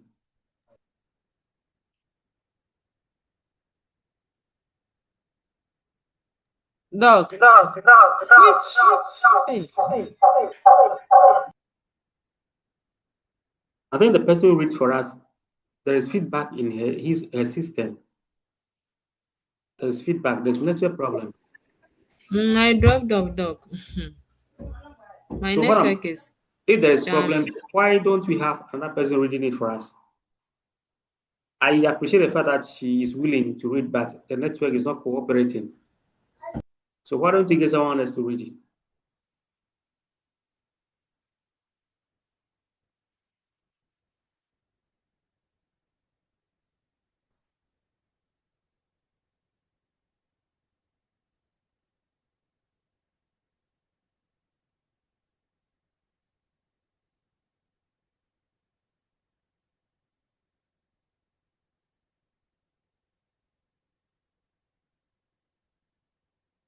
What? 7. Hello. Hello. I dropped off, so I'm sorry. Which of the following expressions is a signal for the concluding sentence? A, as well. B, to sum up. C, also. D, to generalize. What could it be? B. To sum up. Okay. B. Number 8. Can't see now. It's okay. Consider the following expression. His hair is short, light brown and curly, and his eyes are blue. Hogue, 2008, page 100. What type of writing is a sentence in the quotation marks? Yes. What is this? A, narration. B. Description. Yes. Description. His hair is short, light brown. Is description. B. So the answer is B. Number 9. How many traditional types of writings do we have? 4. B. B. Okay. Number 10. Persuasion is embedded in what genre or subgenre of writing? Genre. Genre. Okay, Some also call it genre. genre. Genre. It's all right. Let's continue. So that. C. Argumentative. Argumentative. Who is reading for us? Persuasion is embedded in what genre or subgenre of writing? A, simple listing pattern or order. B, spatial pattern or order. C, argumentation pattern or order. D, evaluative pattern or order. Yes, what could it be? Persuasion. C. Argumentation is what? Sorry, persuasion is part of what? Argumentative. Argumentative. So the answer should be C for cat. Number 11.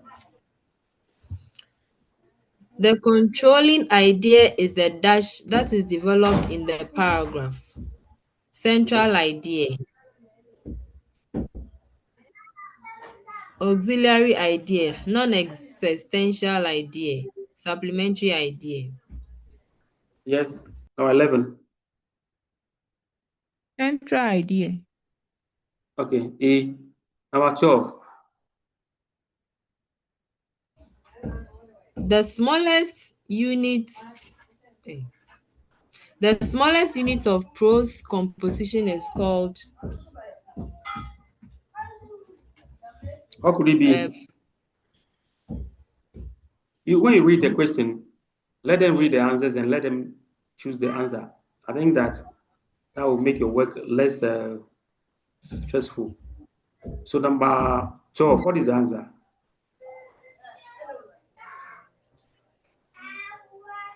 Was it not 12? Paragraph. Yes, C. B for paragraph. Sorry, no, yes, B paragraph here. This is very confusing. You might think B is C. A paragraph is a unit. Number 13. Which type of paragraph would this topic sentence best go with?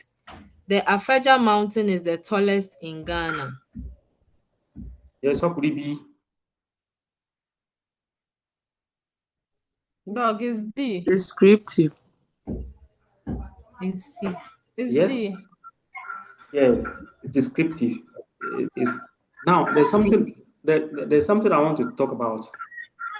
Look at it. Number 13. Which type of paragraph would this topic best go with? Best. It means that there could be others that can also feature, but the examiner is asking best. Best. So among the answers that are provided, I think C is the best. Even though some people also argue that it should be D for dog. But I think if you look at the construction, the Afajia mountain is the tallest in Ghana. I think that it has to do with description, which is C. Number 14. 14. The goal of this type of paragraph is to convince another person to change or at least think about changing their opinion about something. How could it be? A. Persuasive. A. Yes, A. Number 15. Number 15. A paragraph is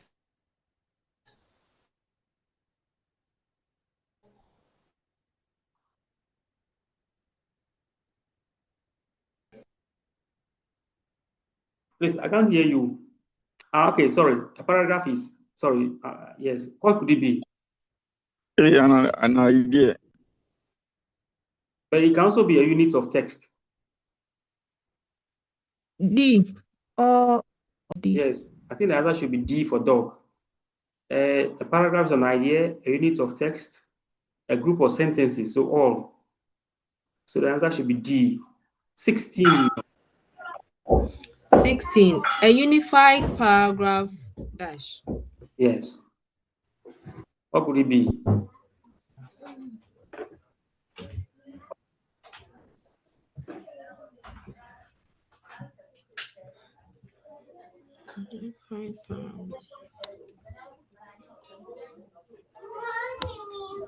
Yes. E. E for boy. A sentence has a meaning. Yes. B for boy. B for boy. B for boy. Number 17. Coherent paragraphs describe a writer's thought. Yes. C. Logical. C. Logical. Yes. Logical. Now 18. How many ideas should a paragraph contain?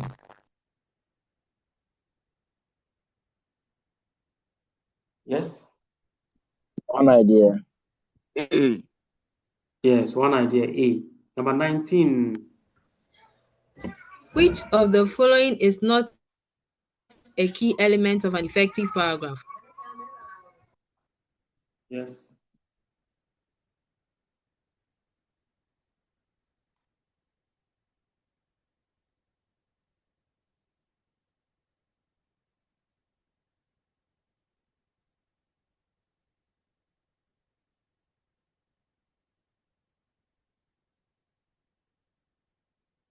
It should be D. D. D. Yes. D for dog. Number 20. What is the What is the primary purpose of a transition word or phrase in a paragraph? Yes.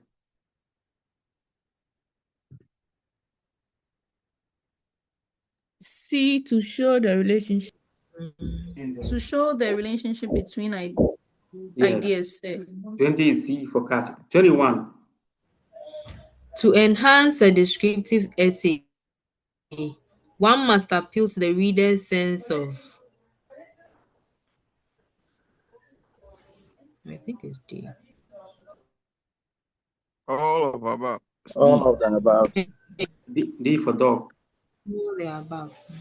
Now, let's read this paragraph. I will want you to read it silently. The kind of thing that we discuss in class about paragraph where we talk about the topic sentence, major support sentences, minor support sentences. This is the kind of thing that is here.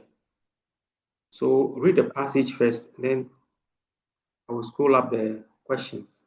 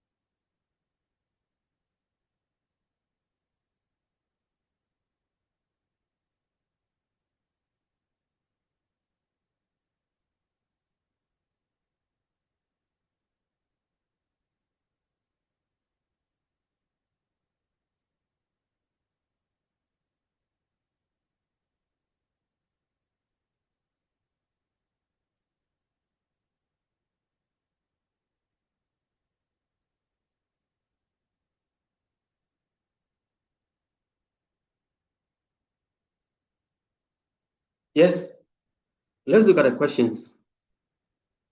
Cora, so read the questions for us, please. Okay. What are the minor supporting sentences in this paragraph? Yes, what could it be?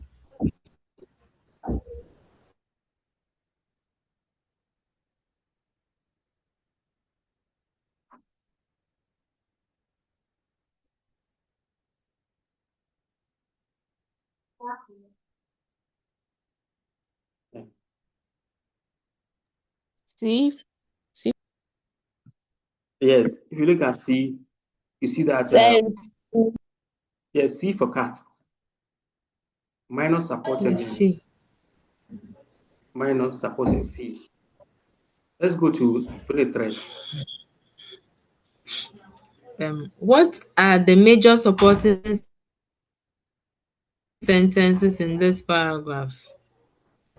Yes, how do you think it should be?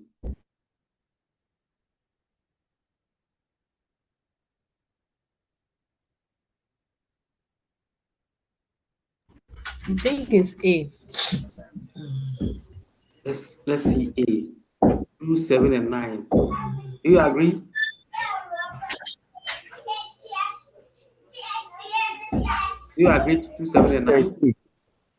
Okay, 23 is A. 24. What organizational pattern did the author utilize in constructing the paragraph? Yes. Do you know what is called inductive paragraph?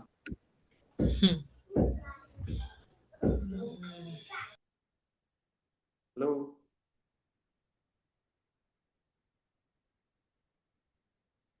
No dog. Have you ever come across, you have come across that word before, inductive and deductive? In No, please, writing. we don't know. Pardon? Please, we don't know it. If you don't know it, look it up right now.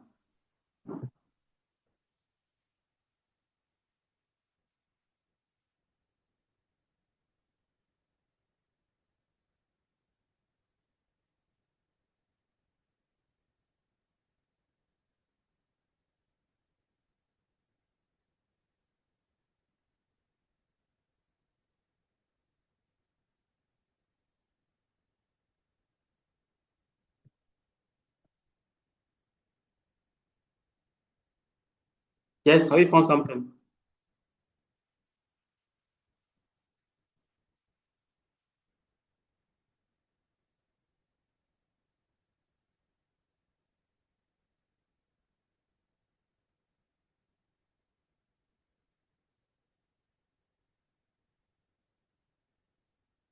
Yes.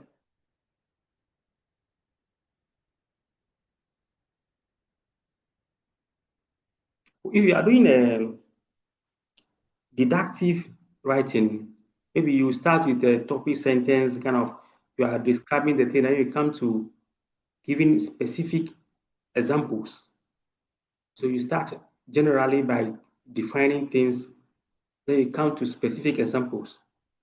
If it is inductive, it means that you give a specific example, then you begin to develop the thing to be kind of general.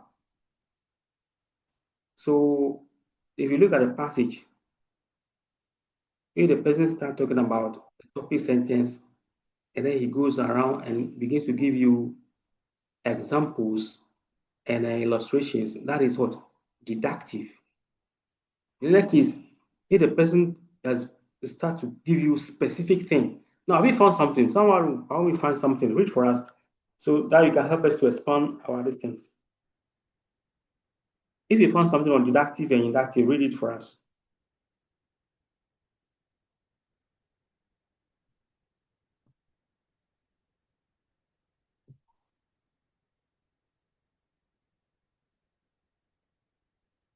I'm waiting.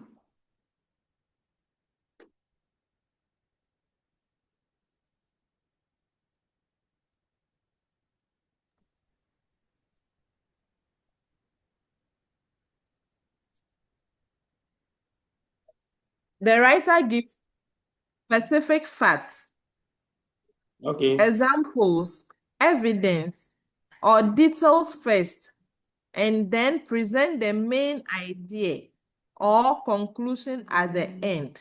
That's about the inductive pattern. Yes. Example, many students arrive late to class. Some miss important instructions, while others miss quizzes. Late students also have difficulty catching up with the lesson. Therefore, arriving late to class can negatively affect students or academic performance. So in this, the main point comes at the end. Okay. So when is we that come to the deductive, that is the inductive? that's the inductive. Yes. So when we come to the deductive pattern, that one, the writer begins with the main idea or topic sentence,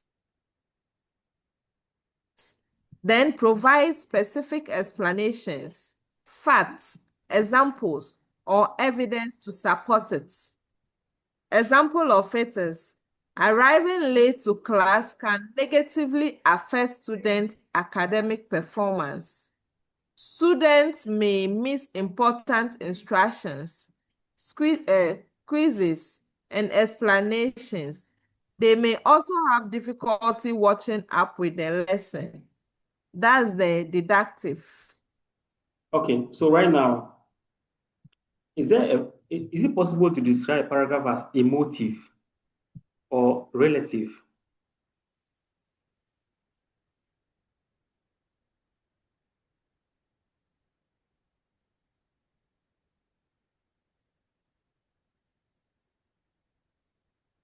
This particular 24 is controversial, but choosing between inductive and deductive, which one do you think it should be?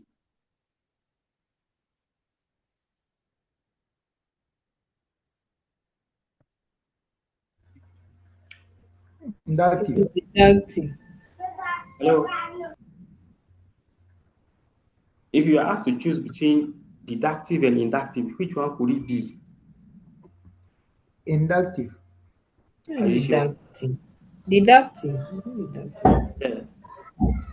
Because the definition given us is that the deductive normally uses the topic sentence first and then later provides specific examples. whilst the reverse is the inductive. So if it is about the choice between inductive and deductive, then the answer should be B for boy. Yeah, I don't know whether a paragraph could be described as emotive.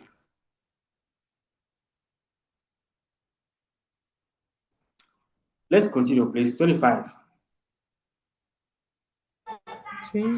25. Which of the following is an example of a signal word or phrase in the paragraph? D. To sum up. The sum up is D for dog. Shall we continue, please? 26. Communication is a process that involves Yes, what would it be?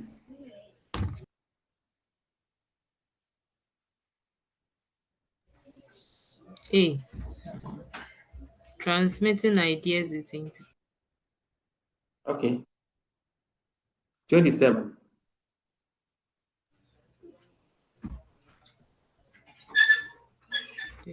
The receiver in communication is the person who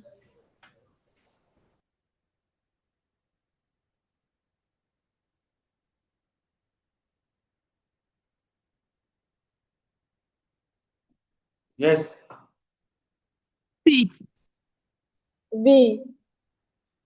B. B. It should be B for boy. Number 28. Which of the following best describes a message? Yes.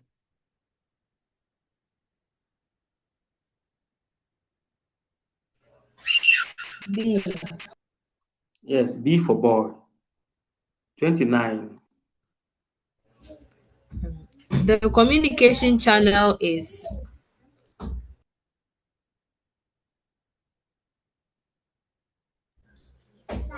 B. The route through which the message. The root. B for boy. 30. Feedback helps the sender to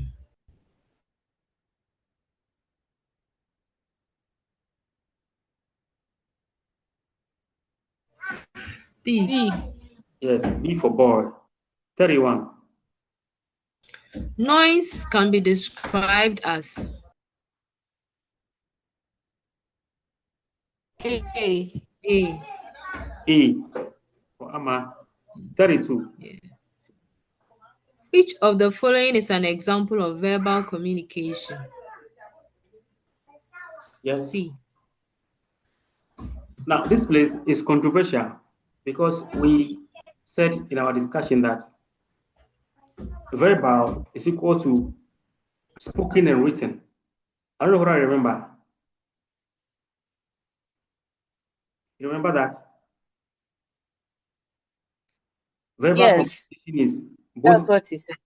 Yeah, so this question here is controversial, and we cannot have written note and spoken conversation. So in that case, you normally award a bonus of 1 to students. So 32 cannot be answered.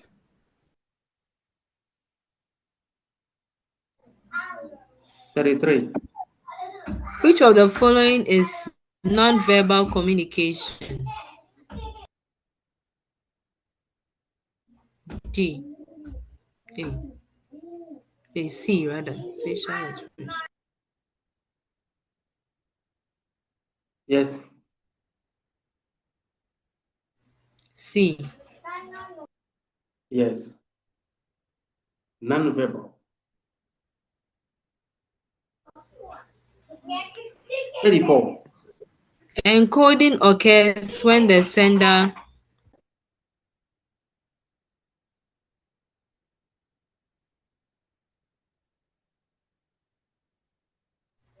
B. B. B. Yes, B for boy. 35.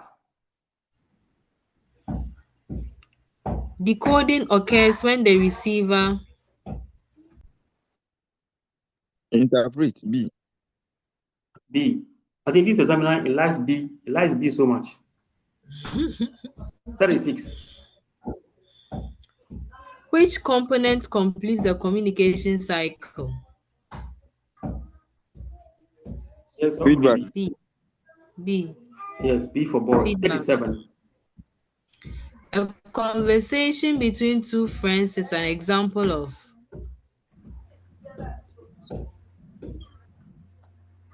B. B.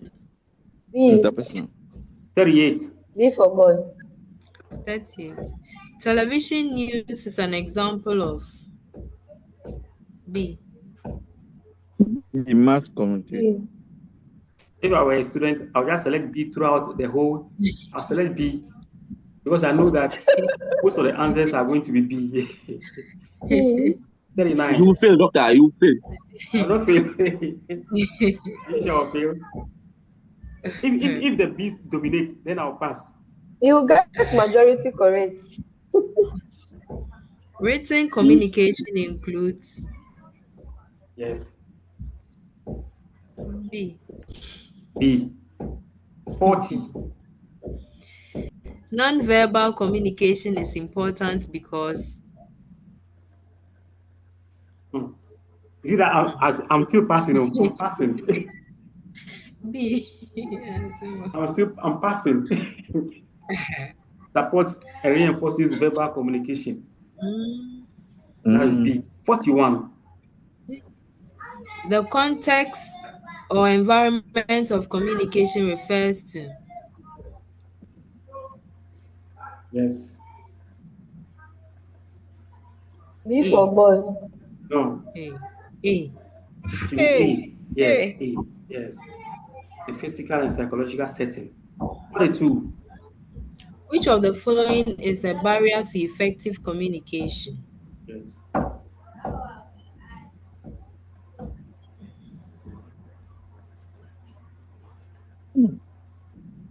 C. Yeah, C for cat. 43. Cultural difference. Communication is effective when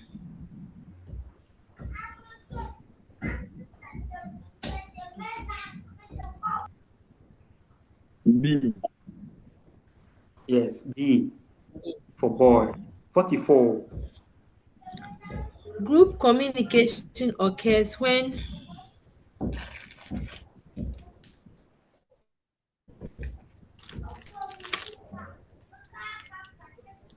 C.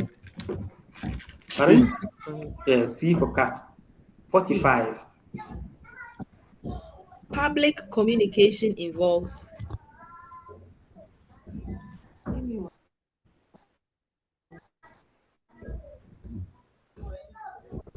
A. A. 46. Hello. a university Hello. dean Hello. says, Have we hello. discussed the? I think we said we didn't discuss the type of speech art theory. Hello, course prefect. Yes, Dove. We didn't discuss the type of speech art theory. We discussed something about it, but I think we didn't really finish. I can't really recall. Did you discuss something like commissives, expressives? No, dog. Are you sure? Yes, doc. Yes, doc. Hey. Okay, no problem. I know what to do.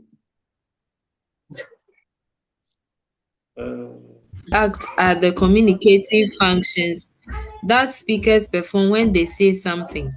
According to John Searle, every utterance is intended to perform a particular action, such as making a request. Check for me. Am I recording? Yes, please, Doc, you are recording. Okay, very good. Continue, please.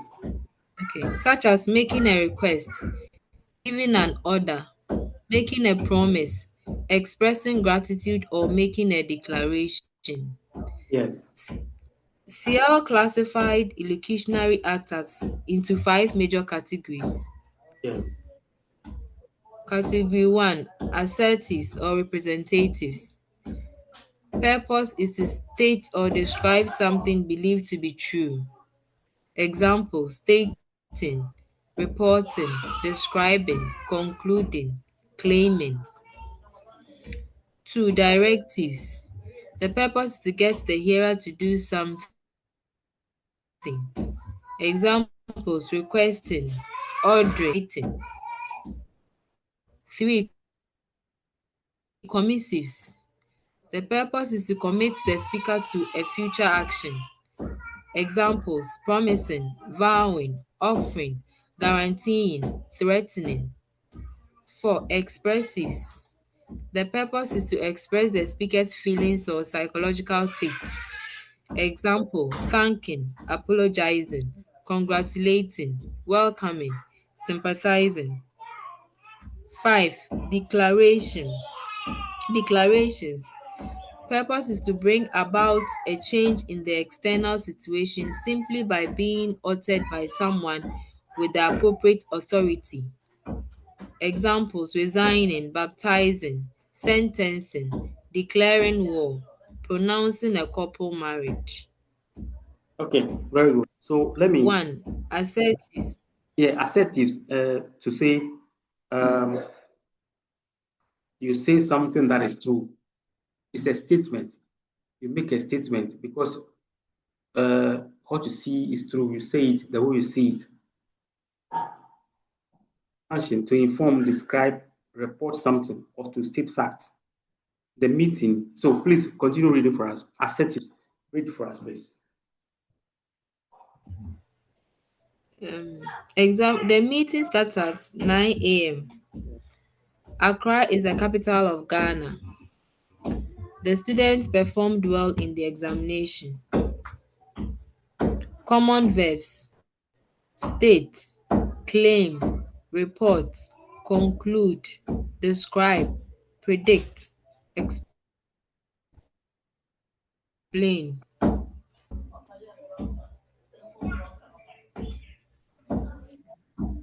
Directives. These attempt to make the hearer perform an action. Function is to influence another person's behavior. Examples: please close the window. Could you help me? Study chapter 5 before tomorrow. Don't be late.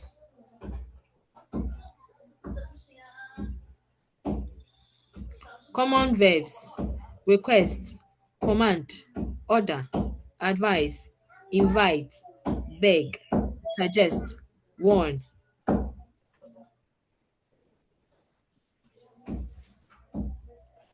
Commissives. These commit the speaker to some future course of action. Function is to promise or undertake future responsibility. Examples: I promise to return your book. We will complete the project by Friday. I guarantee your money back.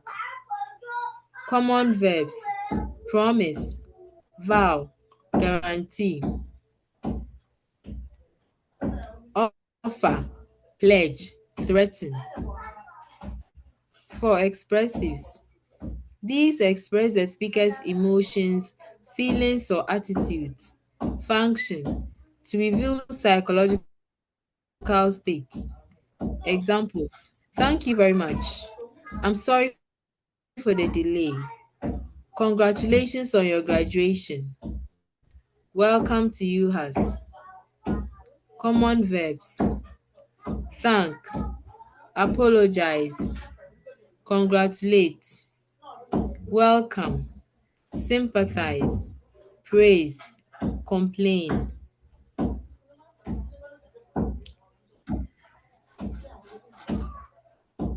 Declarations.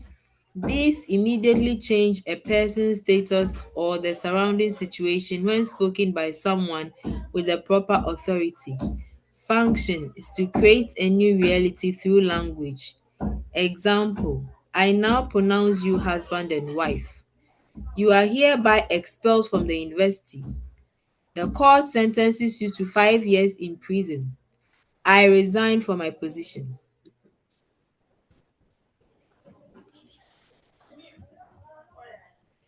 Common verbs: declare, pronounce, appoint, resign, sentence, dismiss, baptize. Note, declarations are valid only when performed by someone with the required institutional authority. Yeah.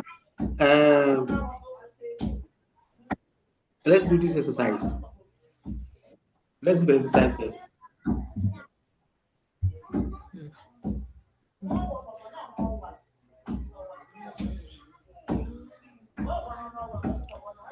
Identify the illocutionary act performed in each sentence. I promise to attend the meeting. 2. Please open your textbooks. Reader, kindly unmute and read for us. Sorry. No. Identify talk. Identify the illocutionary act performed in each sentence.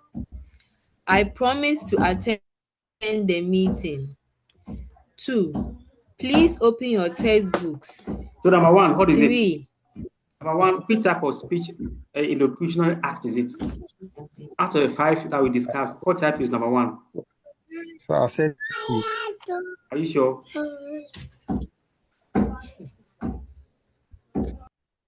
Maybe look at the summary. That can help you. Commissive. Yes.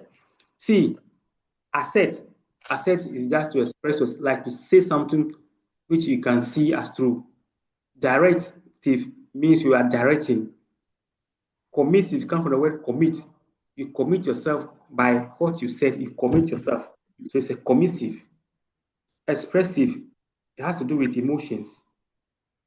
Declaration has to do with whether the person who is making a statement has authority or power to make that statement. For example, declaration has to do with something like the judge in a court saying that he sentences somebody to 20 years because the person has a authoritative backing, institutional backing. That is, so if you hear assertive, it means the person is just stating a fact. Directive is the person giving direction or order or command. Commissive is the person committing himself that he will do something. Expressive, it has to do with emotions. Declaration, the person, it has to do with authoritative, somebody in a position making a particular statement that will change the situations of the person he's speaking to. So now let's go back to the questions.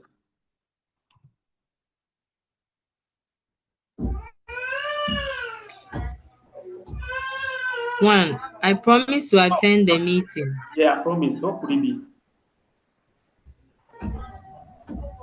Commissive. Commissive. Number 2. Please open your textbooks. Yes, what could it be? Directive. Number 3. Congratulations on your promotion. Declaration. Expressive. Okay. Expressive. I now declare the conference officially open. Number 4. I think Hey, it's sorry. The earth revolves around the sun. what could it be? Assertive. Assertive. Yeah. And number 5. Assertive. I now declare the conference officially open. What could it be? Declarative. Yes, declaration. Very good. So having gotten this background. Hello, Doc. Yes. Hello.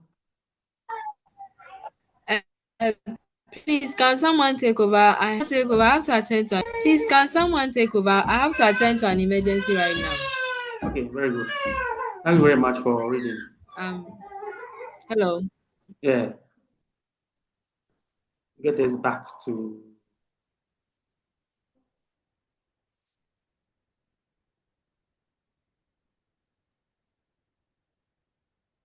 We're reading. We came to question 46. when we had to digress, we had to move to discuss something and come back. So right now we are back to question 46, which is speech act. So the person who reads for us should continue reading now. Question 46. Yes. A university dean says, I hereby declare the conference officially open.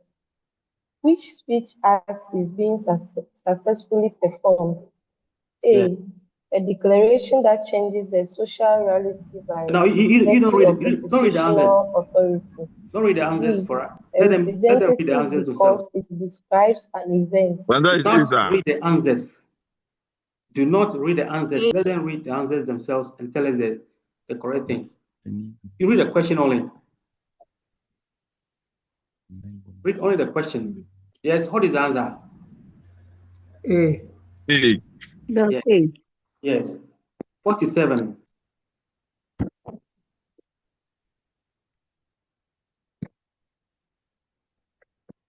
Read the question only. Read the question only. And leave the answers for us to read. Okay. Yeah. Okay. 47.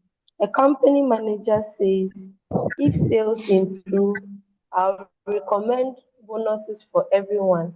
Which category best describes the illocutionary force? Commissive. Yes. Commissives. It's a promise. So that is it. Commissive B. 48. A student says to a noisy classmate, some people are trying to concentrate. Instead of interpreting the sentence literally, the classmate becomes quiet. What best explains this interaction?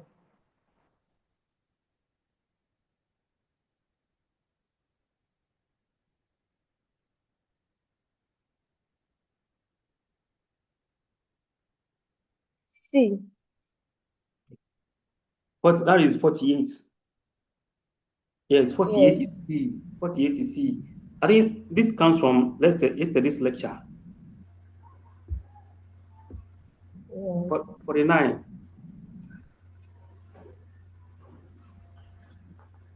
A judge states, I sentence you to 5 years imprisonment. Which analysis best explains why this utterance immediately produces a legal consequence? A. Declaration.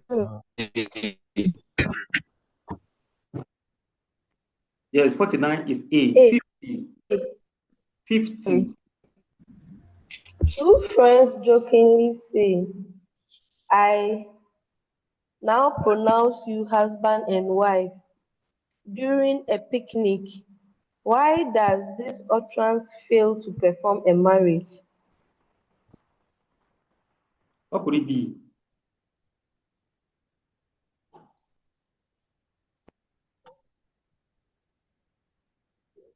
D. Pardon? We see. No. It's D. B for boy or B for B? Is it B for boy? D for dog. D for... Yes. The answer should be D for dog. The felicity conditions are absent. 51. A customer says to a waiter, I promise to recommend this restaurant to my friends. Which speech art category does this belong to? B. Yeah, commissive. 52. A supervisor remarks, B the for ball. office looks untidy, expecting employees to clean it immediately. Which interpretation best captures the intended elocution?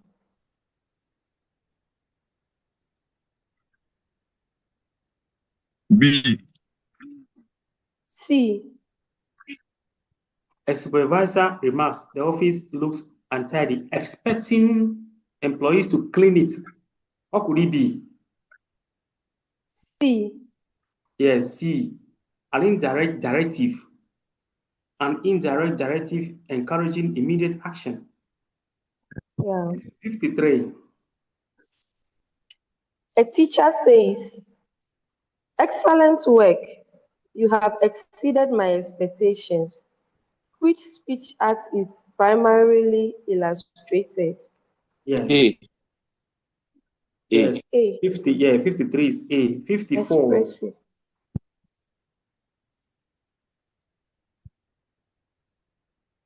54.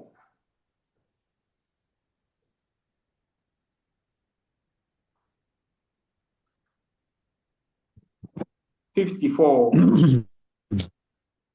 A nurse tells a patient, "I am sincerely sorry for making you wait so long," but the nurse does not actually regret the delay. Which felicity condition is violated? B.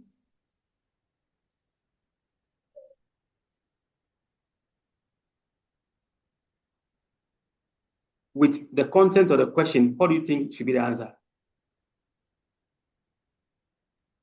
B. B. Pardon? B. Yes. D for B. dog. No. Which? B for boy. Look at it. That is what I'm sincerely sorry for making you wait so long. But the nurse does not actually regret the delay. Which felicity condition is violated? The nurse does not actually regret the delay. Sincerity condition. The person wasn't sincere, he just said it. So the answer should be B. 55.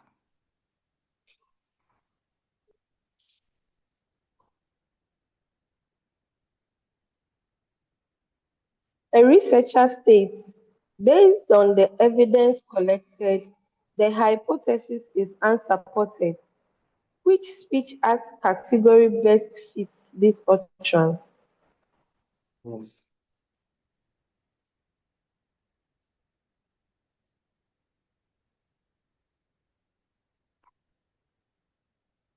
Anytime you hear, B. Yes. Based on the evidence collected, the hypothesis is unsupported. So which speech act category best fit this? Is B for assertive. What you see, that's what you will say. What is being presented? Yeah. 56. A guest says, "It's getting rather cold in here," intending the host to close the window. Which interpretation best demonstrates pragmatic competence? Yes, yesterday I was trying to explain. You're trying to explain the word pragmatic. Pragmatic. It is not anything hard. If somebody says it is getting rather cold in here, what do you think the person is indirectly communicating? That is all. That's what we were saying yesterday. Yes, how could it be?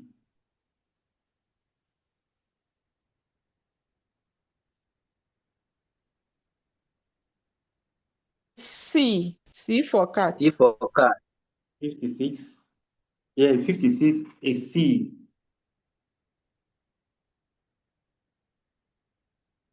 57.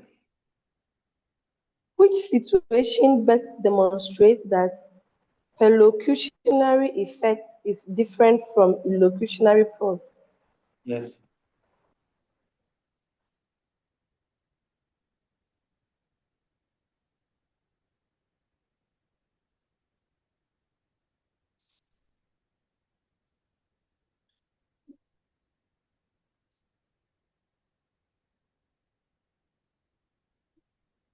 A. Which A. situation best demonstrates perlocutionary effect is different from 57 is A. Perlocutionary effect is different from illocutionary effect. Politician speech persuades the undecided voters, even though persuasion was not guaranteed merely by making the speech. Yes, that is A. 58. A company director announces, "All employees are hereby promoted." but the board had previously removed the director from office without the employees knowing. Why does the speech act fail?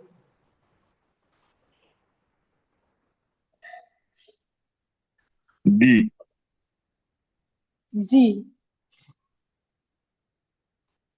58 is D Is for dog. D.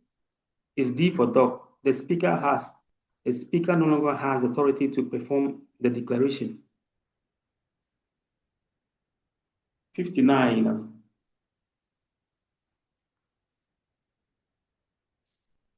A student asks, did you enjoy the seminar? The lecturer replies, the refreshments were excellent. Assuming the lecturer is cooperating, what is the most reasonable interpretation? Yes.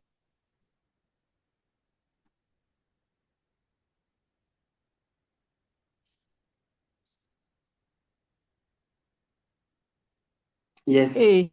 A. A. 59. Yes, A. It implies that the seminar itself was probably not enjoyable. 60. During a job interview, the interviewer asks, do you have experience with statistical software? The applicant replies, I have been using Microsoft Word since secondary school. Which Grecian maxim is primarily violated? Yes. A. Do you have D. experience with statistical software? The application have been using Microsoft Word since secondary school. 60, question 60 is D for dog. D for dog. 61.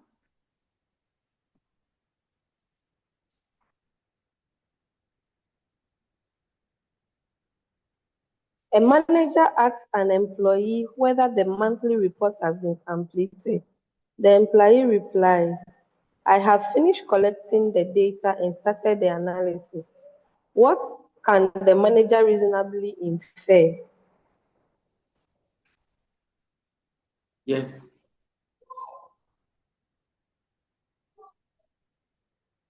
B. B. Yes. 61. The report has not been completed. So that is B for dog. Sorry, B for boy. 62.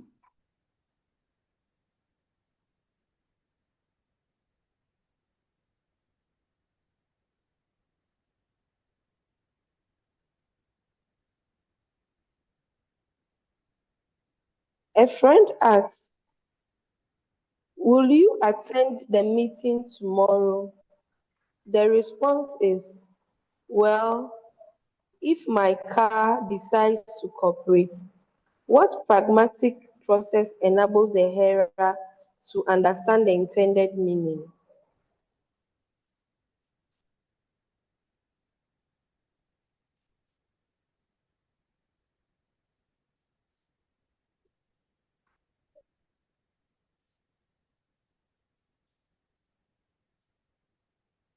Yes, how could it be? C. Yes, C for cat. C for cat. 63. Which situation best illustrates the deliberate flouting? Which situation best illustrates the deliberate flouting of the maxim of quality? A teacher says to a student, hey, sorry,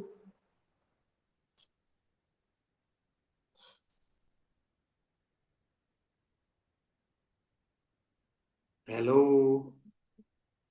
flouting. Sir, Yes. 63. Which situation best illustrates the deliberate flouting of the maxim of quality?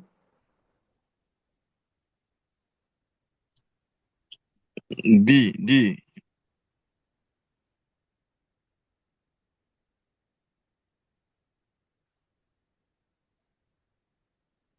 What should it be? The maxim of quality indicates that we must always say the truth, or we should Always say the truth. we should say things that we can prove, or we should say things that we So have B. evidence of. Now, so if the teacher has seen 2% and says brilliant, then he has violated the maxim of quality. 63 is A. 64.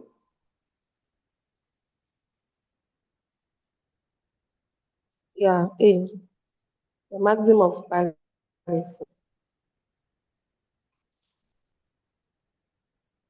Yes, sir. We are at 64. During a conference, someone asked, yes, please. During a conference, someone asked, where is the keynote speaker? A colleague replies, there is a blue car parked outside. If the blue car has no connection to the keynote speaker, which conversational magazine? If the blue car has no connection to the keynote speaker, which conversational magazine has been violated? Is D. Margin of relation. A. Where is the keynote speaker? And somebody says, there is a blue car parked outside. Now the examiner is saying, if the blue car has nothing to do with the keynote speaker, then which maxim has been violated? Not flouted, violated.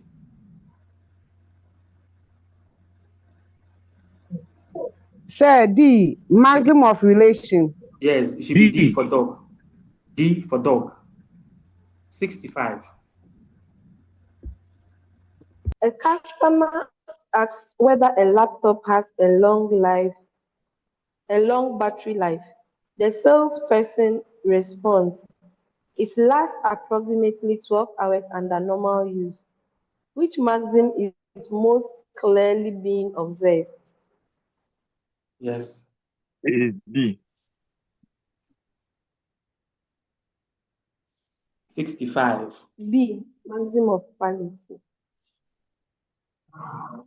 65. Yes, quality. D for dog. 66.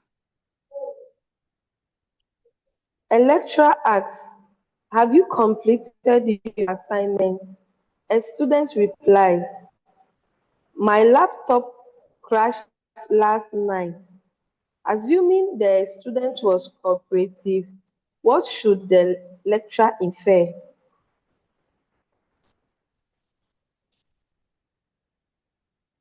Ooh. Yes. C.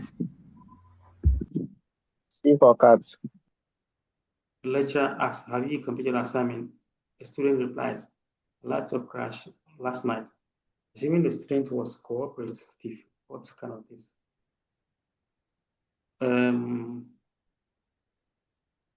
See, the student probably could not complete the assignment. Yes. 66 is C. 67.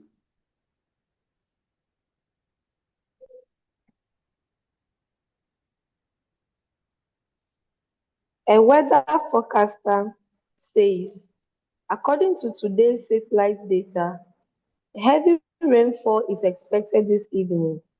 Which conversational magazine is most clearly being observed? Yes.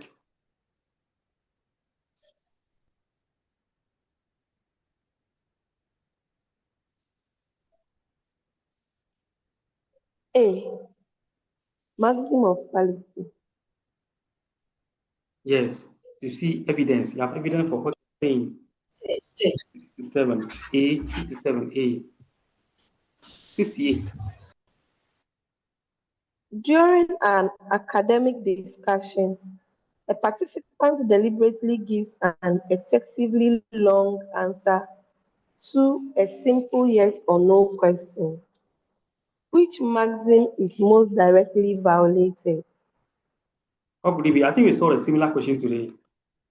Yeah. What could it be? Excessively long answer instead of just saying yes or no. Sir, C. Maximum of manner. No, It's relation. it should be maximum of quantity. It's Quantity. G. Quantity. D for dog. 69. A student asks, is Professor Mensah in his office? Another student replies, his office lights are on. What is the most reasonable interpretation? Yes.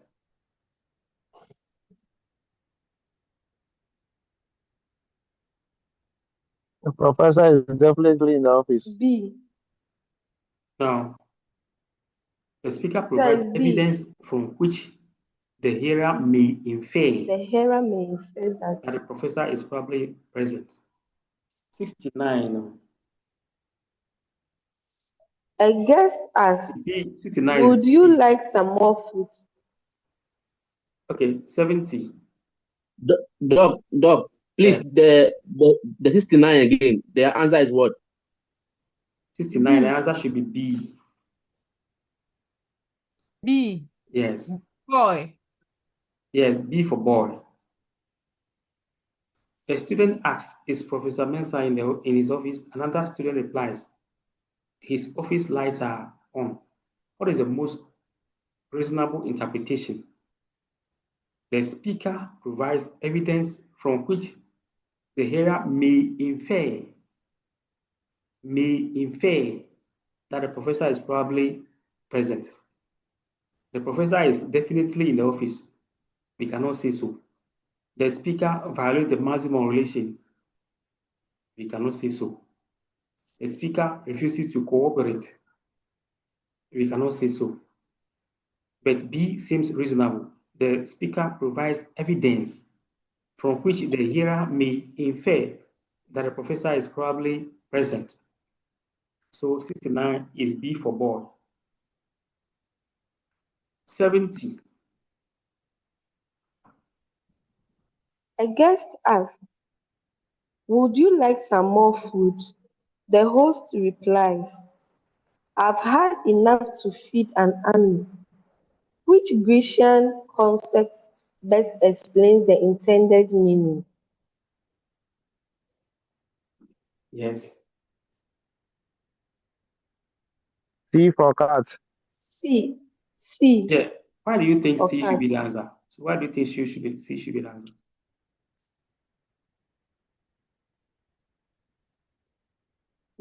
Because I've had enough to feed an army. Yes. So you can see. Which is not true. Okay. So you can see the word army, which is used here. Yeah. And the answer is what? Conversational implicature through exaggeration. Exaggeration. Yeah. So C is the answer. I hope that you're learning a lot from this kind of things.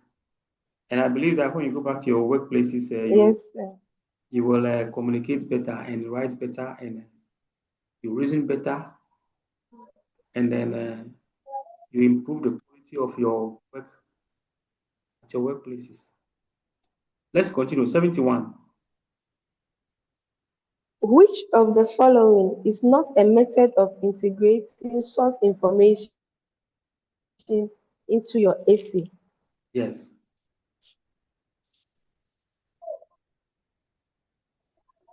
G for dog. Yes. You can quote, you can summarize, you can paraphrase, but you cannot copy. 72. But there's a preamble. There is a preamble, the except, which you need to read before you can answer 72 and 73.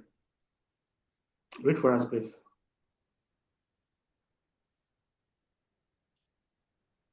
Agbemo sector 2024, page 21.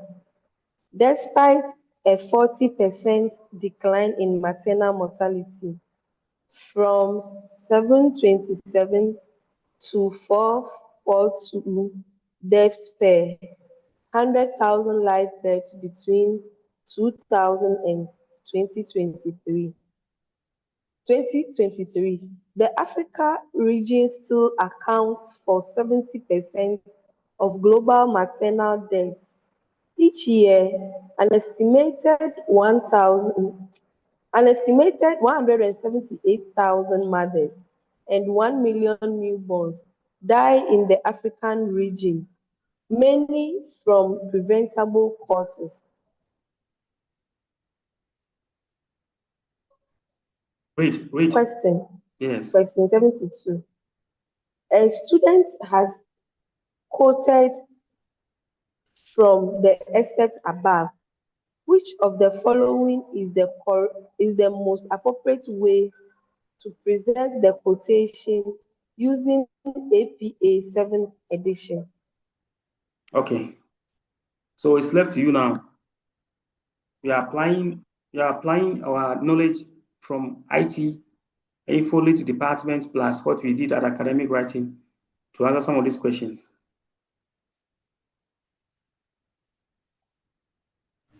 B.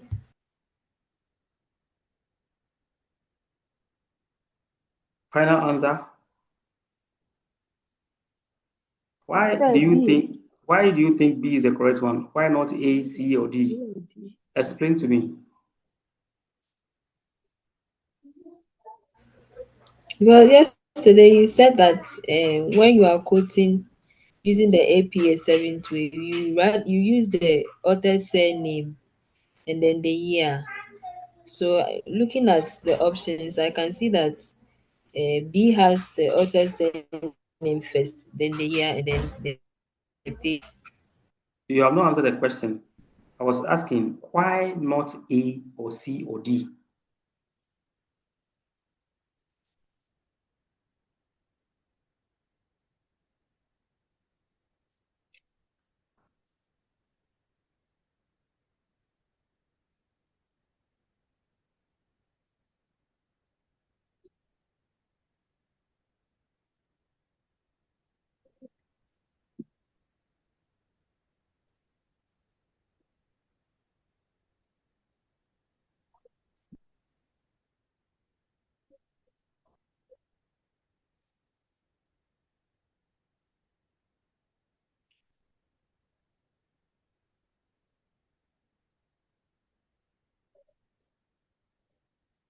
You don't answer. If you don't want to answer, then let's close. Sir A, the author's full name was stated. There. The author, the full name was stated. Okay. Which is wrong. And C, okay. Yes. The author is not stated at all. Yes. And D, the arrangement of the author and the date is wrong. Yes. So that is it. That's the explanation I want. Very good. So I agree that B is the answer. All right. 73. According to Sector 2024, despite significant progress, maternal mortality remains a major public health challenge in Africa. The following sentence, based on the excerpt above, is described as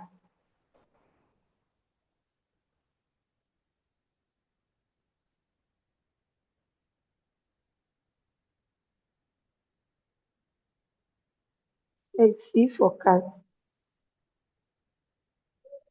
Now, with what we saw there, and the way the writer has incorporated it, as it is reported in 73, will you say he has done paraphrasing, or direct quotation, or summarizing, or copying? B. No. Direct quoting. No. If the person quoted, you would have used quotation marks here. But as you can see, there is no quotation mark in 73. So Paraphrasing. That is paraphrasing. Paraphrasing.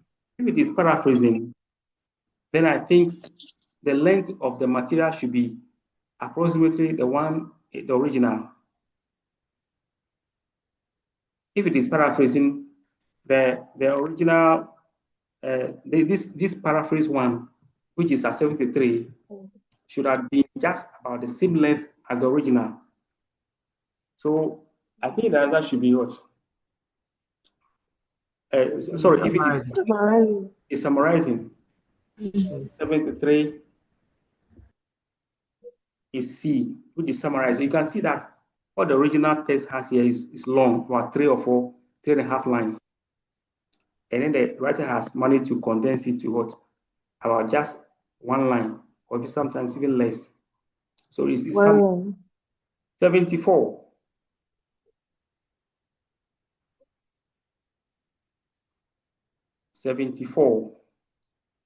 Consider the following quotation. In too many places, pregnancy, SIC, and childbirth are still life-threatening events. Amuzu, 2025, page 22. The notation SIC means that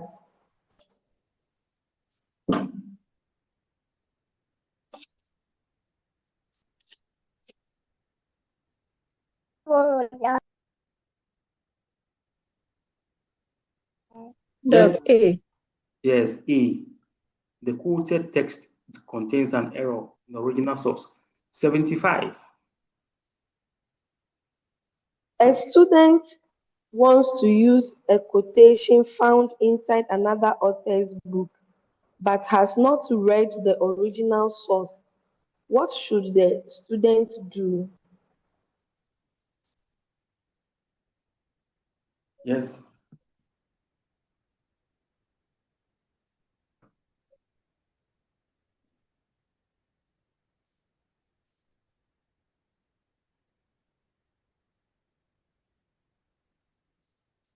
Yes. B.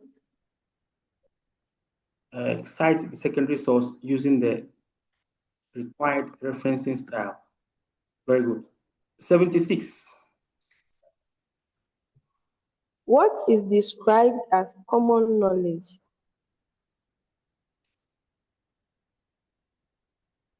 Yes.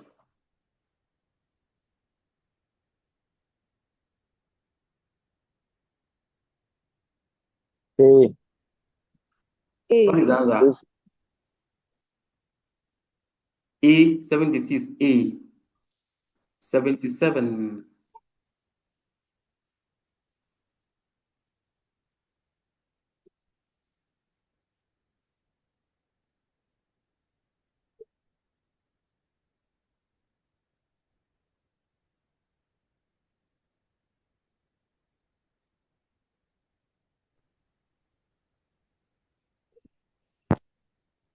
C.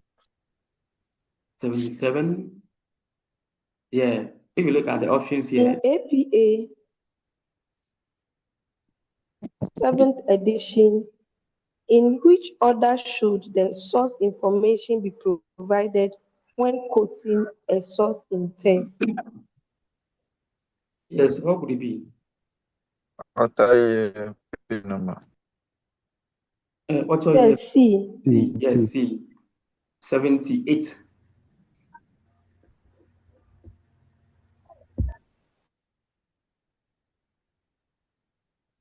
Which of the following does not constitute plagiarism?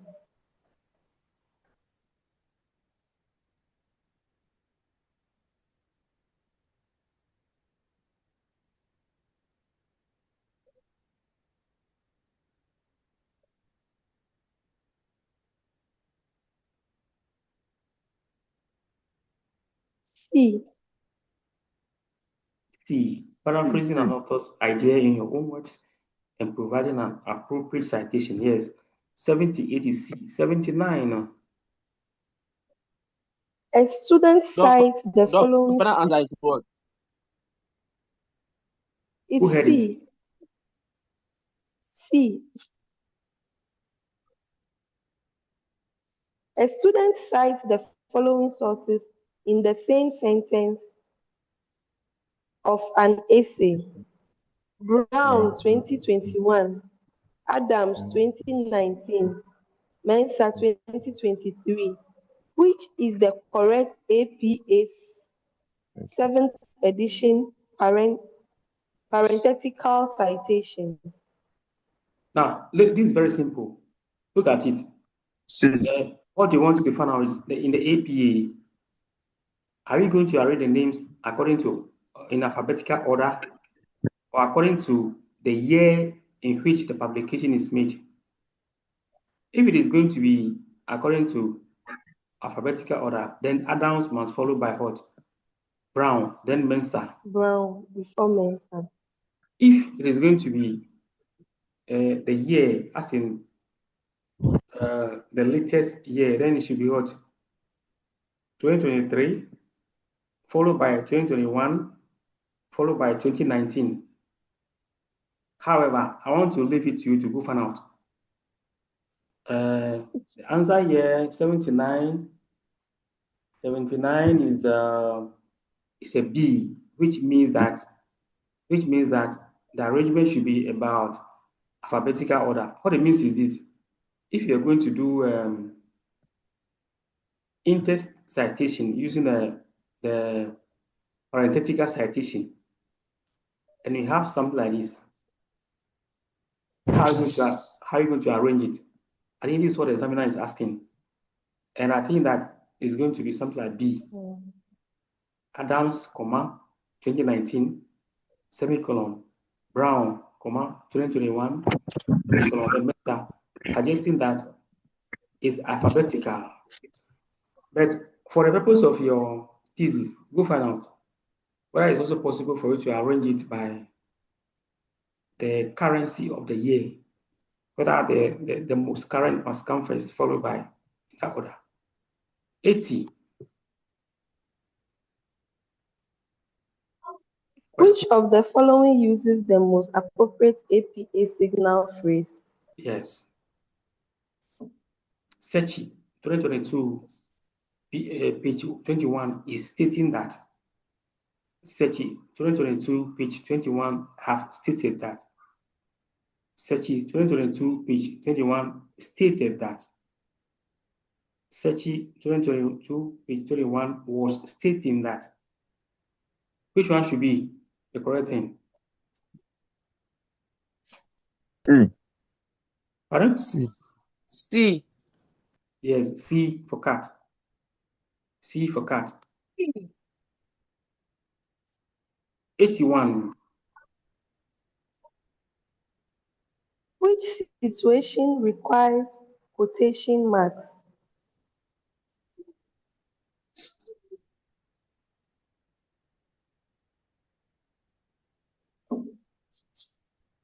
A. Using author's exact words. Yes, 81 should be A. 81 A. 82. Which action is most likely to be considered plagiarism? Yes. D. Is it C? No, dog, is D. D. Which action is most likely to be considered plagiarism? Using few synonyms while retaining the original sentence structure, properly paraphrasing and citing the sources, summarizing several studies and citing them, quoting a source with quotation marks. 82, the answer should be A. Say Yeah. A. Yes. A. You cannot That's just A. if it takes somebody's work and you just pick one or two words, replacing them by synonyms, then you say you have cited it. That is not correct. That is why we always emphasize paraphrasing or summarizing. If you want to quote, then quote using quotation marks. Anybody who sees it knows that you are using the writer's exact words. But in that case, you must also add the page number. Very good. 83. 83. An article has 3 authors, Frimpong Owusu, Elon Mensah, and Ike Boatin, and was published in 2024. Which parenthetical inter-citation follows the APA 7th edition? Yes. What is the B. current? That is B. B. Okay. B. I think that Owusu et al. everybody, this one is not difficult. That with 3 or more writers, we use the first surname plus etal. Number 84.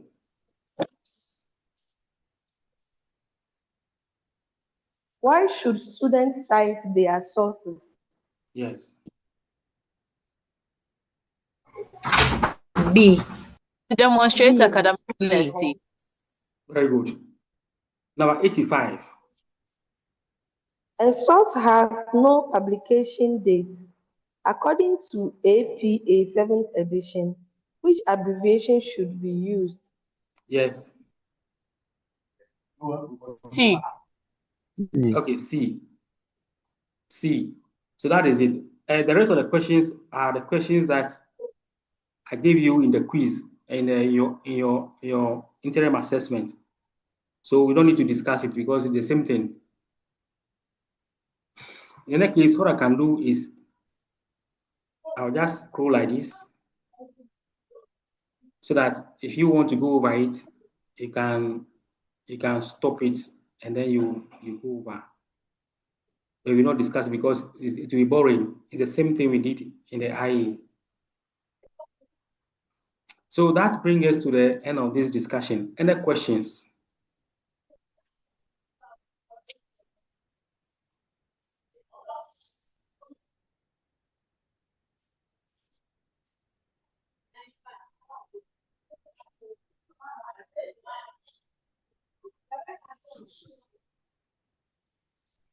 Any questions? Now, I don't know whether we need to meet again. When are you coming to campus? Doc, please, we'll be coming to campus next September. Next week. Next week. So next. We started the week already. Or is it not next week? No, it's next It's one. next 2 weeks. My friend is next. What date? Next Monday. What date are you coming? Please, it's next Please, week. let's calm down. We'll be coming on the 7th. 7th September. 6th. It's people. 5th and 6th. 5th and 6th September, dog. Okay, very good. What I will be communicating with your course prefect so that I'll give you update before the exam. In any case, if you have anything to discuss with me, you can call or use my WhatsApp. Yes. Please, can you move it to the top for us to question 1? Question 1. Like move it like that too. Question 1 of. You mean the first question or this one? Yes, like move it to question 1 for us.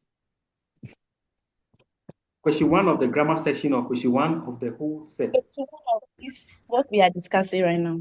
Okay, so that is it. So will this recording be put on your YouTube channel? Yes. Yes. Okay.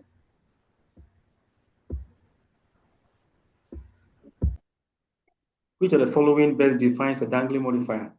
I think you saw these questions before. Yes. Okay. So then, I wish you well.